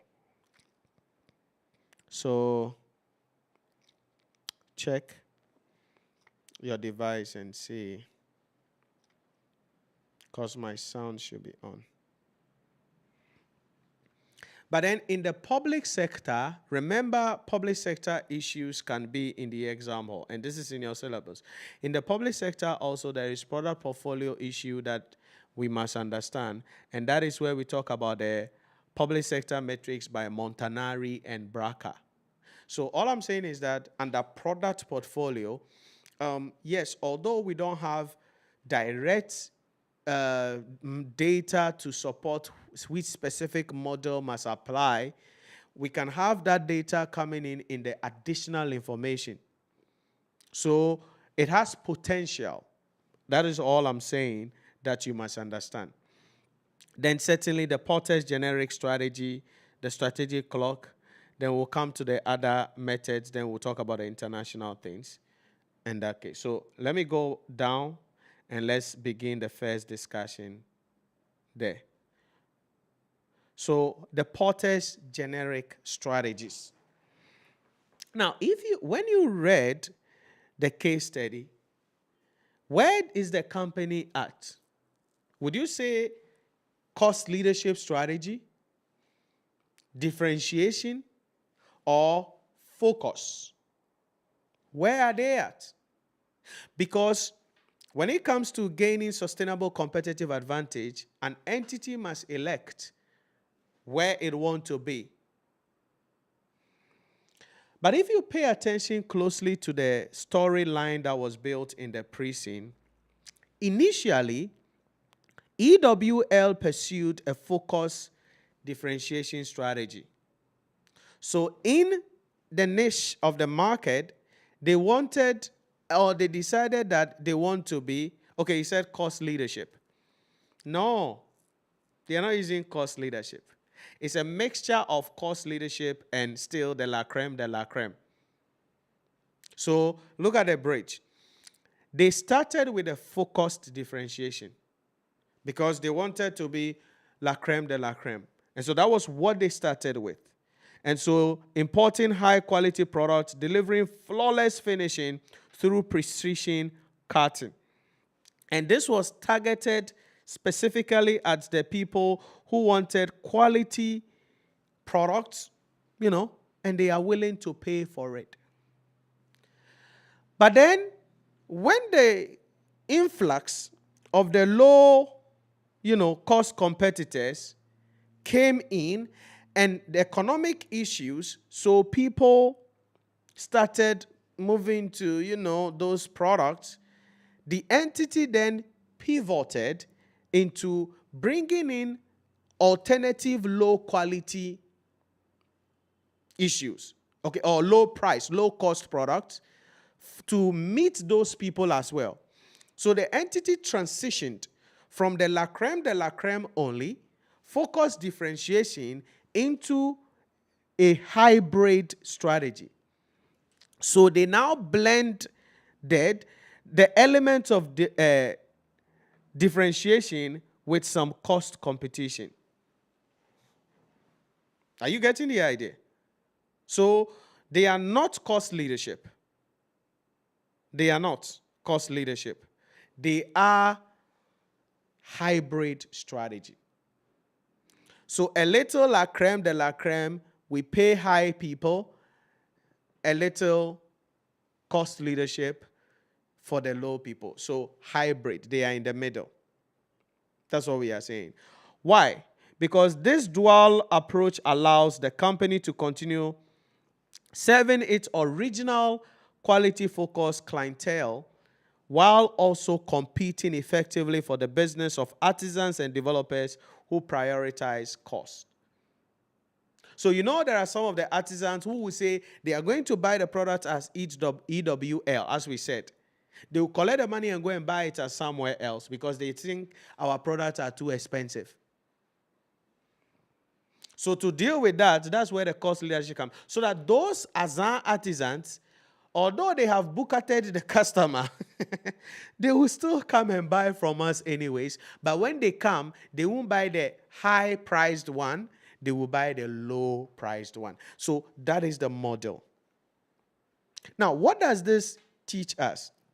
It teaches us that our company, EWL, has pragmatic response to market pressures and sets the stage for managing its product portfolio for future growth.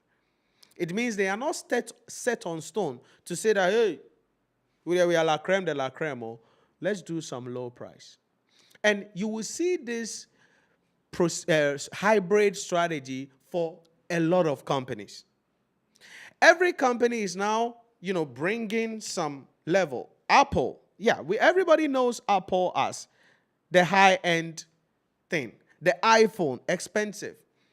But okay, Apple is like, how do we bring some people into the door? Okay, let's bring the iPhone Air, okay, the iPhone 17 Air, okay? It is cheaper, high end. You still get the Apple experience, but it is cheaper.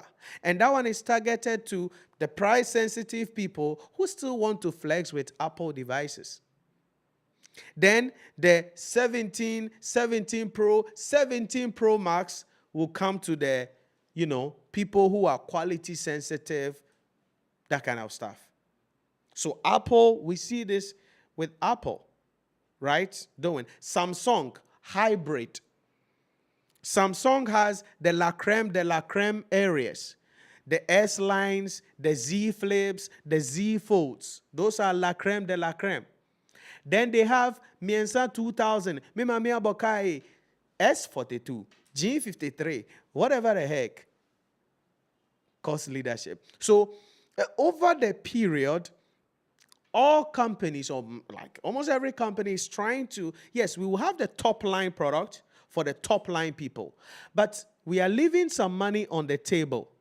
So how do we still bring in some people to still enjoy us, but not break the bank? So that's what is happening to this company. And it's a good thing that they didn't set stone on where they were standing, but they decided to modify. So currently, what they are using is hybrid strategy. A mixture of the differentiation and the cost leadership. That's the idea. Henry, do you get the idea? So it's not cost leadership, but hybrid strategy. That's what they are using. And that is the idea about the cost leadership, the Porter's generic strategies. That's it. Then we come to, still on the strategic choice, Ansoff growth matrix. As we've discussed, this is a strategy to analyze various growth alternatives. So as part of the strategic choices, the entity is seeking to expand and grow. Establish factory in Kumasi, establish factory in Nigeria. They want to enter some of the other sub-Sahara regions in Africa. Okay. Ansoff will then come to town. So what are the alternative strategies available to the company? As I said, for most of these things, the company is already doing them. So it is taking it and making sure that you crystallize the point in the context of the question. So number one is the market penetration strategy. This strategy is, hey, there is still more opportunity in Ghana. Many people in Ghana don't even know us because you are taking your existing product to the existing market. So there is still opportunity for growth here in Ghana. EWL, you don't need Nigeria. You need Ghana. Even Accra, you've not exhausted. Kumasi, you have not exhausted. Takrady, you've not exhausted. Name it. Sahara region, whatever, you have not exhausted. Kintampo, there are a lot of places available. So market penetration. So EWL actively pursues growth in its current Greater Accra market by focusing on customer retention. As we've said, Mr. Texan calls people when their demand reduces. But beyond this, as we've said, the market penetration strategy will be successful through a number of things, or what it means. Penetration means that, number one, convincing people to buy more, which is what he does, so that when their purchases reduce, he calls them. So, customers buying more. Okay? Current customers buying more from us. But not only that, market penetration also means that people who don't know about us can come and buy. So we are getting new customers. And that will be through intense advertisement, not just customer referral. But a third one under market penetration is finding a way to let customers switch to come and buy our own. So switch from competitors. So there are other players in the market, as we were told. Market penetration means what must we do so they will stop buying from those companies to come and buy from us. So advertisement can be there, offering of discounts, customer loyalty cards, all those are things that we can do to implement successfully the market penetration strategy. Yes, he is already doing something by the follow-up, calling existing players, but that is not all there is under market penetration. If we can advertise, because it requires some advertisement, which means it requires some investment, but the risk on market penetration is low. Is the one with the lowest risk. Because what do you lose? You are just going to market more to people. So the only thing is making sure that the marketing message is crafted properly, targeted well, so that it can attract the right people to help us to achieve our goals. So the risk there is low, funding low, human expertise low, but it will they don't even have a marketing team in place intensely. So maybe some expertise. Now, they have outsourced the accounting thing. So it means they can outsource other functions like marketing as well to a marketing consulting firm to handle that for them. And there are many of those things available. But that is market penetration strategy and how EWL can use them. Next, market development. This is where we are taking the existing product into new markets. We are seeing EWL again doing this. That's why they want to open a factory in Kumasi. That's why they want to go to the other parts of the world, okay, like Nigeria even. So yes, they are already in the Eastern Ashanti and the Western regions. So they are not just in Accra. Because remember, I told you that the new market means two things. New market means that we are going geographically, or we are selling to different types of customers other than our customers. That's also new market. So new markets can be geographically or demographically. So that is the idea there. Now, this one is risky. It's riskier than the market penetration. Why? Because it requires some market research. There should be a need compelling enough to force you to go and establish a factory in Nigeria or establish a factory in Kumasi. So R&D investment very crucial, because if you don't get that right, you're going to be in trouble. Number two, regulatory requirements, because the laws in Ghana about how businesses are carried out will be different in Nigeria. Even in the same Ghana, some of the local laws about AMA, the way they will demand the fees they will charge and some things, will be different from KMA if you go there, Kumasi Metropolitan Assembly. So even in the same country, geographically, the laws could be different, the rules could be different. So we have to consider that. Expertise.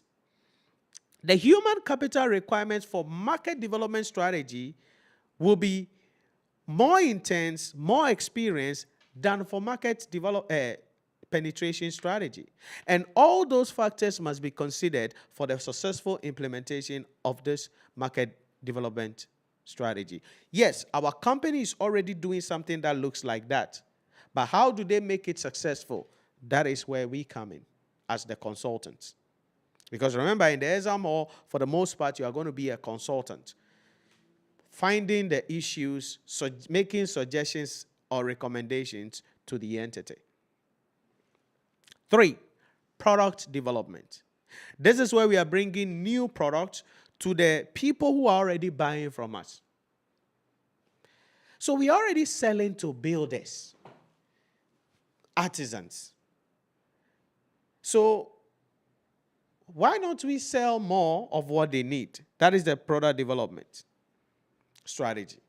Again, our company has consistently engaged in product development to better serve its existing customer base.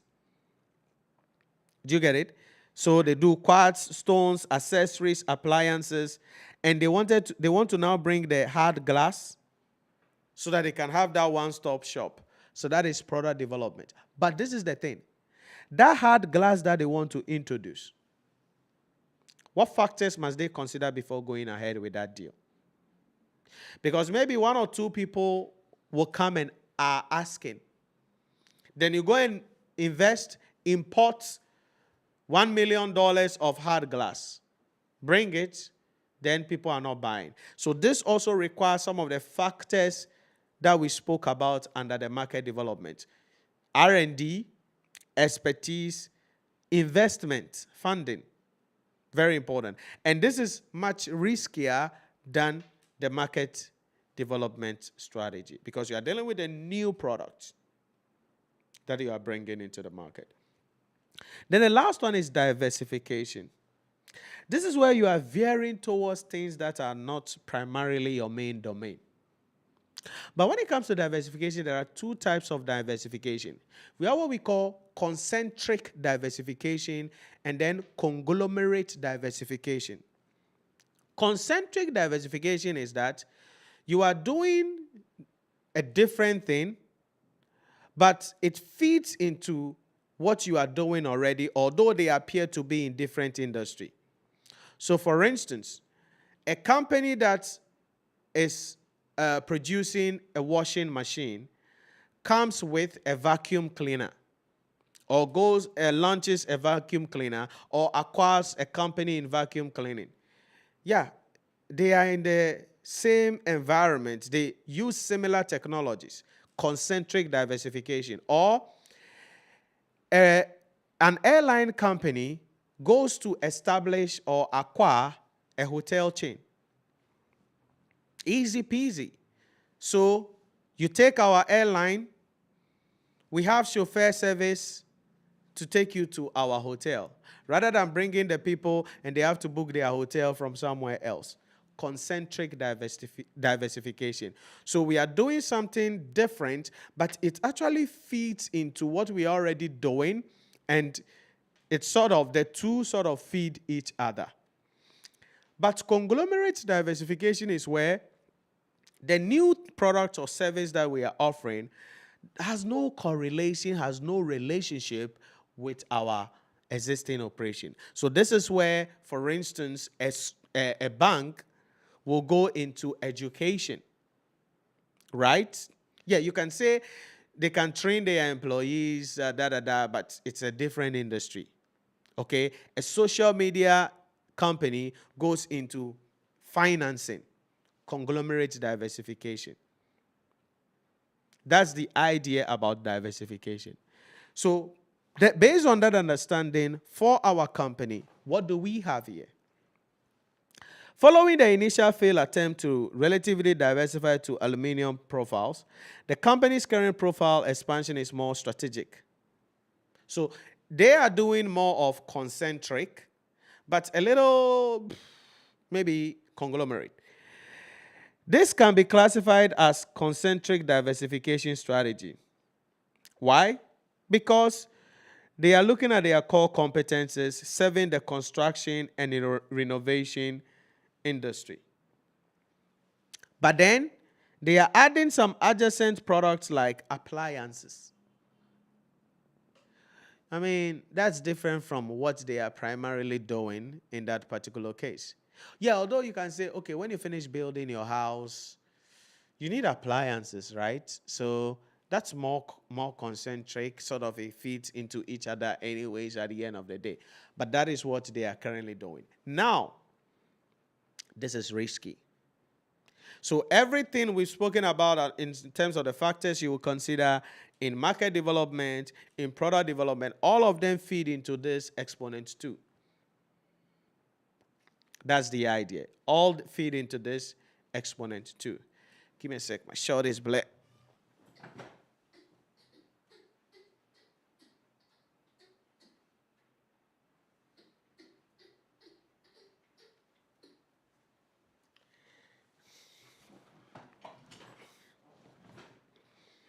All right. So that is the answer of growth metrics. That's it. So it's a question standalone that the examiner can ask us, and it is part of the strategic choices area. So these are the alternatives. Now, let's look at it. which one will be appropriate for the company that we have, EWL? Because you see, we don't just, as I say always, explain the models in the context of the question and walk away. Which one of these four, although they are doing almost all of them, which one must they focus on right now in the short term, in the medium term, and then in the long term? If you're a good consultant, you will tell them that, hey, let's do more of the market penetration in the short term. And then a little of, market development, product development in the medium term. Then in the long term, you can do some diversification and add more things to your portfolio. Why is that important? Because there is still opportunity in the Ghanaian market. There is still opportunity in Accra, in Kumasi, in the eastern region that the entity can take advantage of if only they can advertise more. So why are you hurriedly going to Nigeria? Why? When there is more to be gained here in Ghana. But there are various reasons why entities want to go global. Okay? According to Kenichi Omai, there are various reasons. That is the 4 C's of globalization by Kenichi Omai. Maybe you want to go global because of currency issues, as we said. To deal with it, because when you go global, you sell in other countries, you may get the foreign currency, and you can use that foreign currency to pay for foreign purchases. So it helps you to address currency risk. Customer. Your customer base is going to go up, certainly, if you sell products in other markets. Okay, that is there. Sometimes culture. You want to explore the cultures in that regard, and other times to give you competitive edge. Sometimes just to flex that, we're a multinational company. We have a branch in Dubai. We have a branch in Connecticut. We have a branch in London. Yeah, flex. Now, I'm belittling it, but what it means technically, not like flex, but it means that, so if we are advertising our product to locals, we will say, no, we have a branch in Dubai. We have a branch in London. We have a branch in Connecticut. We have a branch in, Saudi Arabia. We have a branch in China. Wow. Then your product should be a good product because these markets are significant marketplaces. It's part of the marketing game to get more sales from the local market. So there are various reasons why companies will go global. So sometimes it may be, you may look at it and be like, irrational, like Kantanka Automobile like this, right? There was a point in time, I don't know how true this was, there were some publications that they had opened a showroom in Dubai, right? So people will be like, in Dubai? Like, how many people have been using Kantanka cars here in Ghana? Then you're going to Dubai. But you must understand the strategic play of that. So the idea now is, if they are selling their cars in Dubai, it tells you that it has to be of that standard. And that helps them to then convince more people here in Ghana, in the sub-Sahara region, to also trust Kantanka automobiles and then buy their car. So that's something you must understand when it comes to these international strategies, reasons why companies want to go global. So sometimes it may not be rational, but there are other reasons that will necessitate it. And when they execute it well, it will then in turn help to prop the local demand, which is at the end of the day what we will do in that regard. So it's like a mindset game, okay, or mind trick game. So in the short term, can we do more of market penetration strategy? Let's get more people to buy our products here in Ghana. In the medium term, We can bring in some market development, the Kumasi thing. There are other places in Ghana we can look at. Then the Nigeria could come in as well. Then in the long term, we can build in entering other markets in the sub-Sahara region, or maybe adding some other products to our portfolio. So that is how you write the conclusion part to the unsolved growth matrix. That's the idea there. That's the idea there. So that is strategic choices, the second issue that we need to understand. Then we spoke about the international strategies, because that's still part of the strategic choices.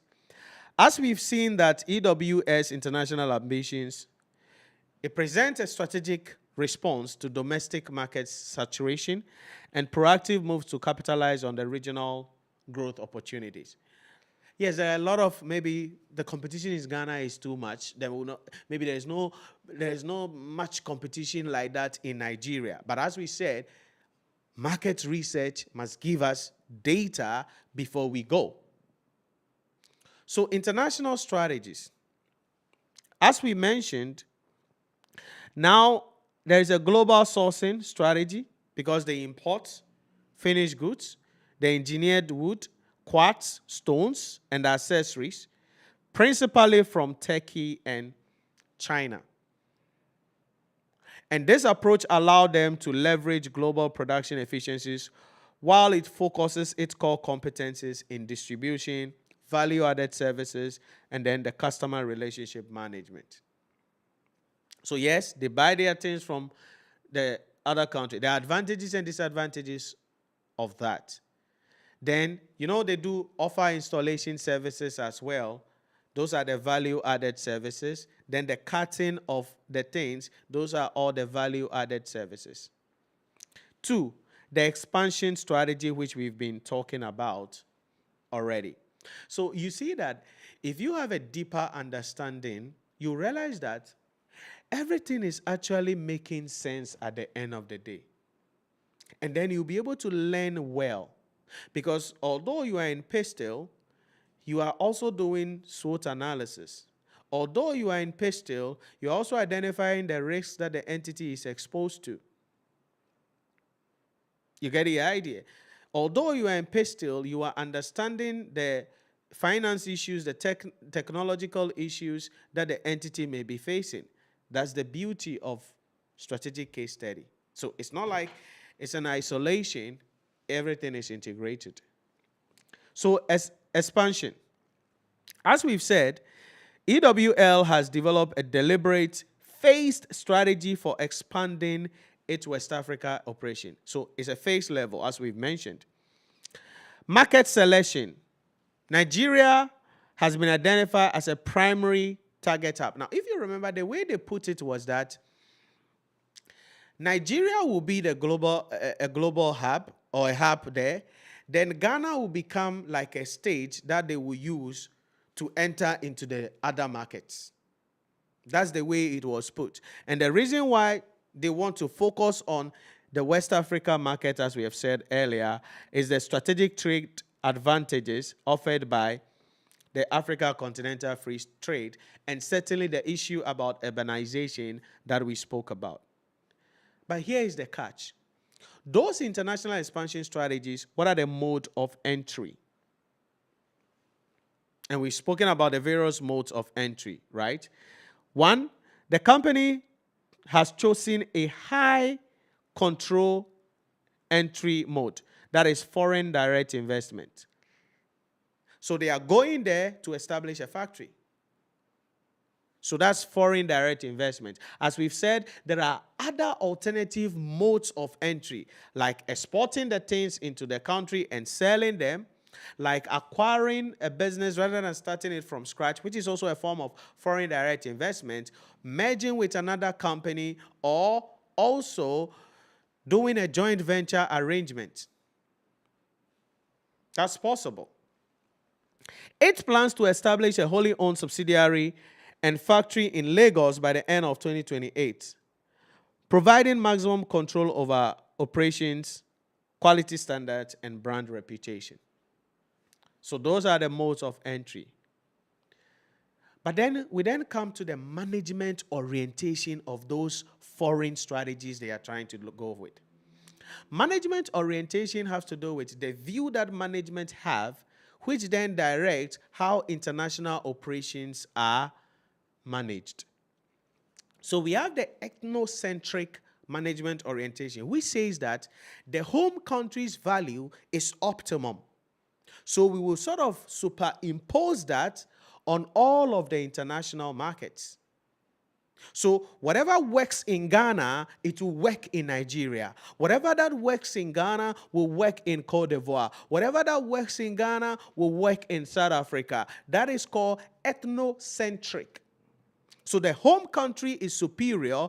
Everything is done in the home country. So with the ethnocentric management orientation, management normally adopts a centralized organizational structure, which means everything is done in the home country, in the head office, and there is no autonomy for those international operations.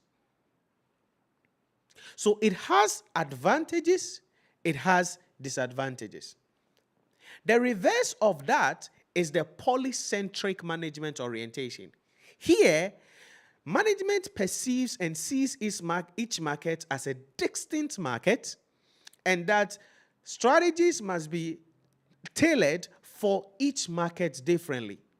So in the polycentric environment, what happens is that the foreign operations are given full autonomy. And in that case, the organization then adopts a decentralized management strategy, an organizational culture that allows each of the heads to make their own decision. So marketing is different. Products may be modified to meet the market needs. So you don't just take the Sobolo Soba you have here and then you take it to China. No. There has to be modification. And that is why sometimes, even locally in Ghana, some products do well in other parts of the country and they don't do well in in different parts of the country. So for instance, the Sobolo Soba in Accra, those of you who drink Sobolo Soba in Accra, and even Burkina in Accra, is different from the Sobolo Soba or Burkina in Tamale, in Bolgatanga. Why? Because if you go to Bolgatanga or Tamale and you take their Burkina or take their Sobolo Soba, oh my God, Accra boy, you may not be able to stand it. That is called polycentric. We modify the product to suit the taste and preference culture of the people in those different markets. That is a polycentric strategy. Then we have the geocentric strategy, right, which means that on the average, it is assumed that every region has almost similar behavior. In other words, the geocentric management orientation is where multinational organizations divide their market into regions. So you see that they will say European region, then they will say Africa and Asia Pacific, then they will say North America region. Why do they do that? It is an orientation that all Africans on the average behave the same way. All Europeans on the average behave the same way. All Asian on the average behave the same way. The people in North America, South America behave in the same way. So in that case, we adopt strategies based on those regions. But they may be modified a little bit to suit each regional needs, each country within the region. But we don't take principles from one region to another region. In other words, you can't say, let's take some value from Africa and take it to Asia. You can't say, let's take some value from Europe and take it to America. Those are called management orientations. Why did I go through the rabbit hole of that? Because of the staffing approach and the way they have planned to execute entering into Nigeria when the factory is established. We are told that they said initially they want to use staff from Ghana to hold those positions. That is ethnocentric. So they are using experienced Ghanaian personnel in key role so that they can transfer the corporate culture and operational knowledge. That has advantages and disadvantages. I mean, if you establish a factory, a company, and all the top leaders in that, all the top roles of the company are occupied by foreigners, I mean, there are some, culture-wise, you want things to be done in a certain way, but if that is the approach, it has some advantages, it has disadvantages. We could be asked questions about that. But this is the good thing. This company is not a company that is set on stone when it comes to some things. They are a little malleable. So they said over time, they're going to then transition to polycentric, meaning they will now be filling the roles with qualified Nigerian professionals to foster local integration and operational autonomy. So it's not set on stone that, hey, Ghana, value.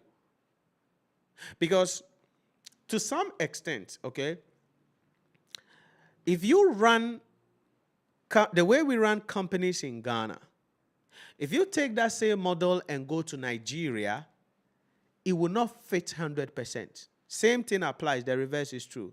The way businesses are carried out in Nigeria, if you take that model and bring it to Ghana, it won't apply. For instance, you look at what happened to DSTV, right? What's happening to DSTV and the thing that is going on. So DSTV Ghana was like, I'm not going to reduce price. Although the communication minister was pressuring them, hey, gada. He said, we can't reduce price. Why? Because the cost build-up, the operational challenges in Ghana is different from what is happening in Nigeria. So back and forth. What happened? They said, okay, we will bump you up. So it means we will give you more value for what you are paying for, but we are not reducing prices. And even this thing is not permanent because in December we have to come and review it. But do you know what DSTV Nigeria has done? Recently, they have offered and reduced their prices doing promotions. Why? Because pricing in Nigeria, the VAT is lower and some other operational costs lower than in Nigeria. And they are even offering significant amount of discounts on their decoders to attract more users because Nigeria is bigger than Ghana. So they can use the same business models, business strategies if they want to succeed. And that is the same thing we are seeing with our company. So for starters, ethnocentric, over time, polycentric. What are the advantages? What are the disadvantages? We must know about that. Then the last thing is the long-term vision of the company. The long-term objective is for the Nigerian subsidiary to become a strategic trade hub for West Africa, and this will allow the Ghanaian headquarters to focus on the domestic market while leading further continental expansion efforts. So that is what we see when it comes to the international strategies. So embedded in that is also the EPRG framework, because management orientation, EPRG framework, they are all embedded in that. And these are the things that you must understand when it comes to the international strategies for the company. A lot of issues there that you have to be mindful of. Then, once we are going to be dealing with issues in respect of strategic choices, change management issues are going to be coming in. Now, largely, change management may come in the implementation phase. But when we are looking at the strategic choices also, the change that will come along with each of the alternatives, we would have to also factor that in. We'd have to consider them as well. And so, in our company that we are looking at, there has been a couple of changes that they have gone through. In 2022, they introduced the online ordering system, which had a strategic intent to, make the company as a modern company. But, it failed. We spoke about that as a weakness of the company. So what contributed to that failure? So that change that they wanted to go to. Now, that is going to be just an incremental change, not a transformational change, right? So it's just a part of the operation that they were changing. So what are some of the things that contributed to that change based on our understanding? The technical failures that we spoke about, the customer barriers. Many of the artisans don't have the knowledge to be able to even use it. Even the whole employees were resisting the change. And that is one thing that change management has to deal with. When employees are resisting the change, what are the actions that the company can take? It's a question the examiner can ask you, and it's part of change management. There are a couple of options that are available when employees decide to resist a change. The first one is to give them some education. Bring them on board and say, hey, listen, this online system, this is how it works. So educate them, communicate with them. Okay? That's the first starting point. Then, certainly, what is going to happen is that some people will come on board. So, the people who will come on board, we now, support them. Okay? And based on that, we are building some coalition with them to be able to do what we have to do. But sometimes after the education and the support, there will be some, brainless people, employees, who will still want to, resist the change. Ogidigba. So we have a couple of options for those kinds of people. We can pay them off to stop talking. So now, I'm explaining this in a big organization perspective, but as I said, we are not just looking at our company, right? We are looking at the discussion as a whole. So there is no trade union in this company. They don't have employment union. But that is part of HR issues that the examiner can access. So let's say these employees who are resisting the change is a union. There is one guarantee or two heads who are doing that. So we can invite them and then, talk to the leaders. Okay? So we negotiate, or if you want, pay off the people who are leading the change. Let me give you an example. Around last year, especially issues about Galamsey, there were a lot of people who were talking about Galamsey, demonstrating every day. They were pressing the neck of the government about Galamsey. How many of those people have you heard still talking about Galamsey today? Please, I'm not saying they have paid off anybody. I'm just asking a question, and we are learning. We are in class. But what you must understand is that when change is being implemented, there are leaders who are championing the resistance of the change. So if we want that change to proceed so that we can achieve our goals, those leaders, we call them, pay them off. Then they can stop the resistance. That's the idea. Like government comes and say, oh, we're going to increase salary by 50% or maybe 20%. Trade union will come and say, hey, we won't agree. We won't agree. Local government people, we will demonstrate. We will demonstrate. We will demonstrate. Then by the time you realize, the leaders will come and do press conference again and say, oh, The economy is hard. When we went, we've thought about it. We think we will give the government opportunity. Mbano. They are not giving anybody any opportunity. Negotiation, some people allegedly may be paid off. That is a way we handle resistance. So whether in the corporate world, the private sector, or in the public sector, is the same agenda. We pay off some top dogs. But you see, sometimes people will still be resisting. So we can sack them. Termination of employment.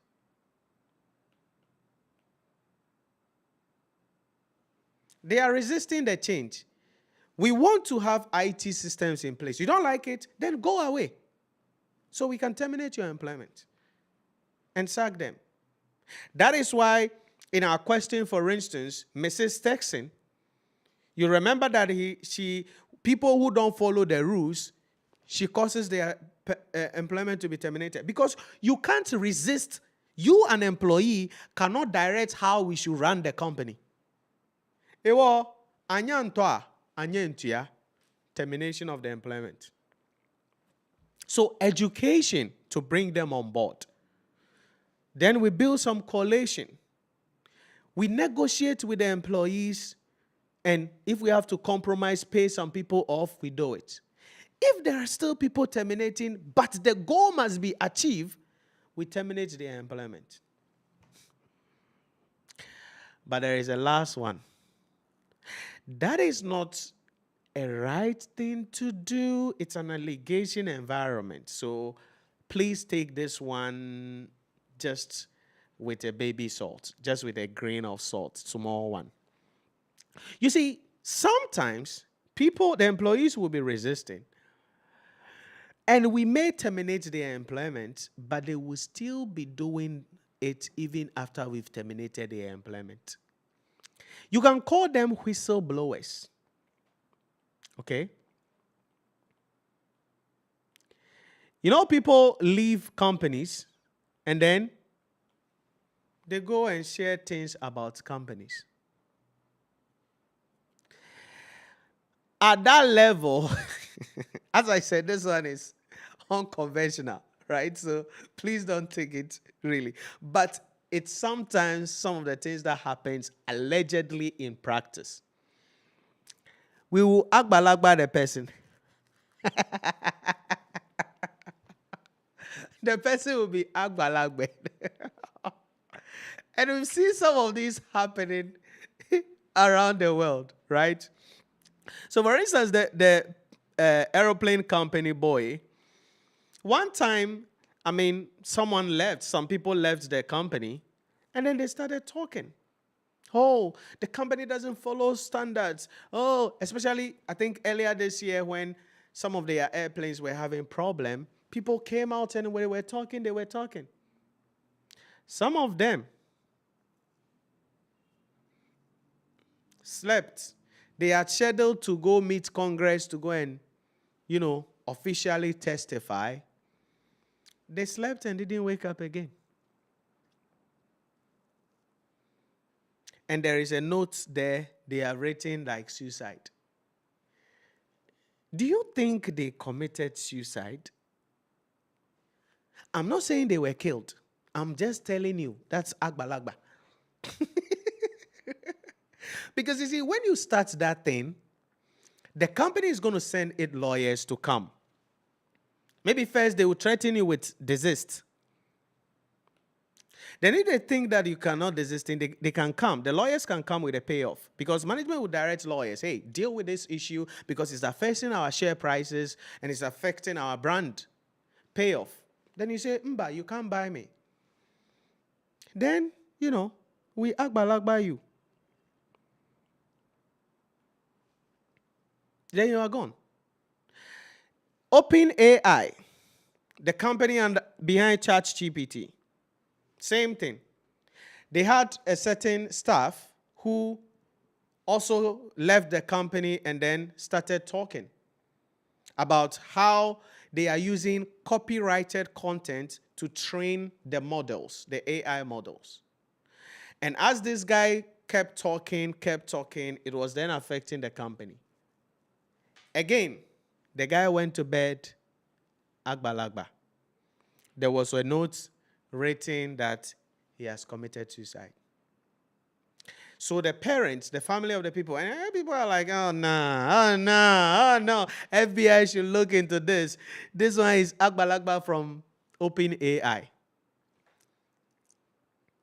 But in the corporate world, employee resistance, these are how we deal with them. So you realize that before we would take you to agbalagba, we had given you opportunity that you are not Mother Teresa, you are not the one to save the world. Because we can't allow you alone to bring down a whole company. And this is the reality in life. What does that mean? Please note, the reason I brought whistleblowing is not because I am just talking. It is part of your syllabus issue. Because within an organization, there has to be that whistleblowing mechanism there. People should be able to, there has to be a system within the organization where people can come. If there is something going on wrong, they can come. But in practice, you got to be careful. Because your whistleblowing, you must make sure you have something behind you. Otherwise, in our part of the world, the agbalagba is minana. That one you go easily. There is no evidence at the back. You go. But in the outside world, there is the agbalagba is different kind of agbalagba. You will die still though, but you will leave a suicide note behind. And it will be written in your handwriting, in the person's handwriting, but it's not natural death. But when it comes to resistance from employees, these are the way we deal with them. Okay? And that's it. So those employees resisting the IT, because remember we've said the IT is a future for the company. So those employees who have been resisting why it failed, these will be some options that we can use to deal with them. Please, in the exam hall, the agbalagba part is not part of it. Don't go and write agbalagba in the exam hall. So in the exam hall, you can go with the education and training, support and coalition, negotiate pay of leaders, termination of employment so you can bring new people who execute their goal. At least those are good points. The agbalagba part, that one is just for class. So those are the things that you need to understand there when it comes to those change issue. But you see, broadly, when it comes to change management, there are models for change management. So we have the Gemini 4R framework. We have the Lewin's change management model. And then we have the Rosabeth Cantor's change management model. You must understand all of these. Maybe I will not comprehensively go through all of them, okay? But certainly they are available for you to get access to in the documents that we'll be sharing with you so you can understand them. So the Gemini 4R model, how does it tie into EWL? It is there, reframing, restructuring, okay, revitalizing, and then renewing. Then we come to the second one, Kurt Lewin's change management, because Kurt Lewin said that if we want to implement change successfully, it must go through 3 stages. The first one is unfreeze. We challenge the status quo, convince people that this thing is not needed. So the IT system we are bringing, tell the employees, hey, listen, where we are going, we need this IT system. You people must be trained. It will help you. It will make your work easier. All those things are about unfreezing. Then once we get them to understand why we need the change, then we bring in the change. That is the second stage. And that is where education, support, celebrating little wins will come in. And once they have adopted it, it will now become the new way of doing things, standardization, and that is called refreeze. So according to Kurt Lewin's change management model, these are the three. And all these things are integrated into EWS and how they are talked about. Because as I say always, it's not just about, oh, talk about the models and go away. We must know how it is integrated into the pre-scene if we are supposed to look at it. And then the last one, Rosabeth Muscanter's change management model. So according to Rosabeth Cantor, organizations or management that are focusing on change must be guided by certain principles, and those principles are also explained here. So these are some of the ideas in respect of what you need to understand when it comes to the second portion of our syllabus. Again, I have brought in some other areas, right? So the second aspect, strategic choice, those are the things that you must understand. And that is the idea about this. I'm going to wrap up around here today, okay? So that in the next session, we will go into strategy implementation, how those various issues can be handled. Then talk about governance, talk about risk, and then any other thing that I need to really highlight on, and we should be good at the end of the day.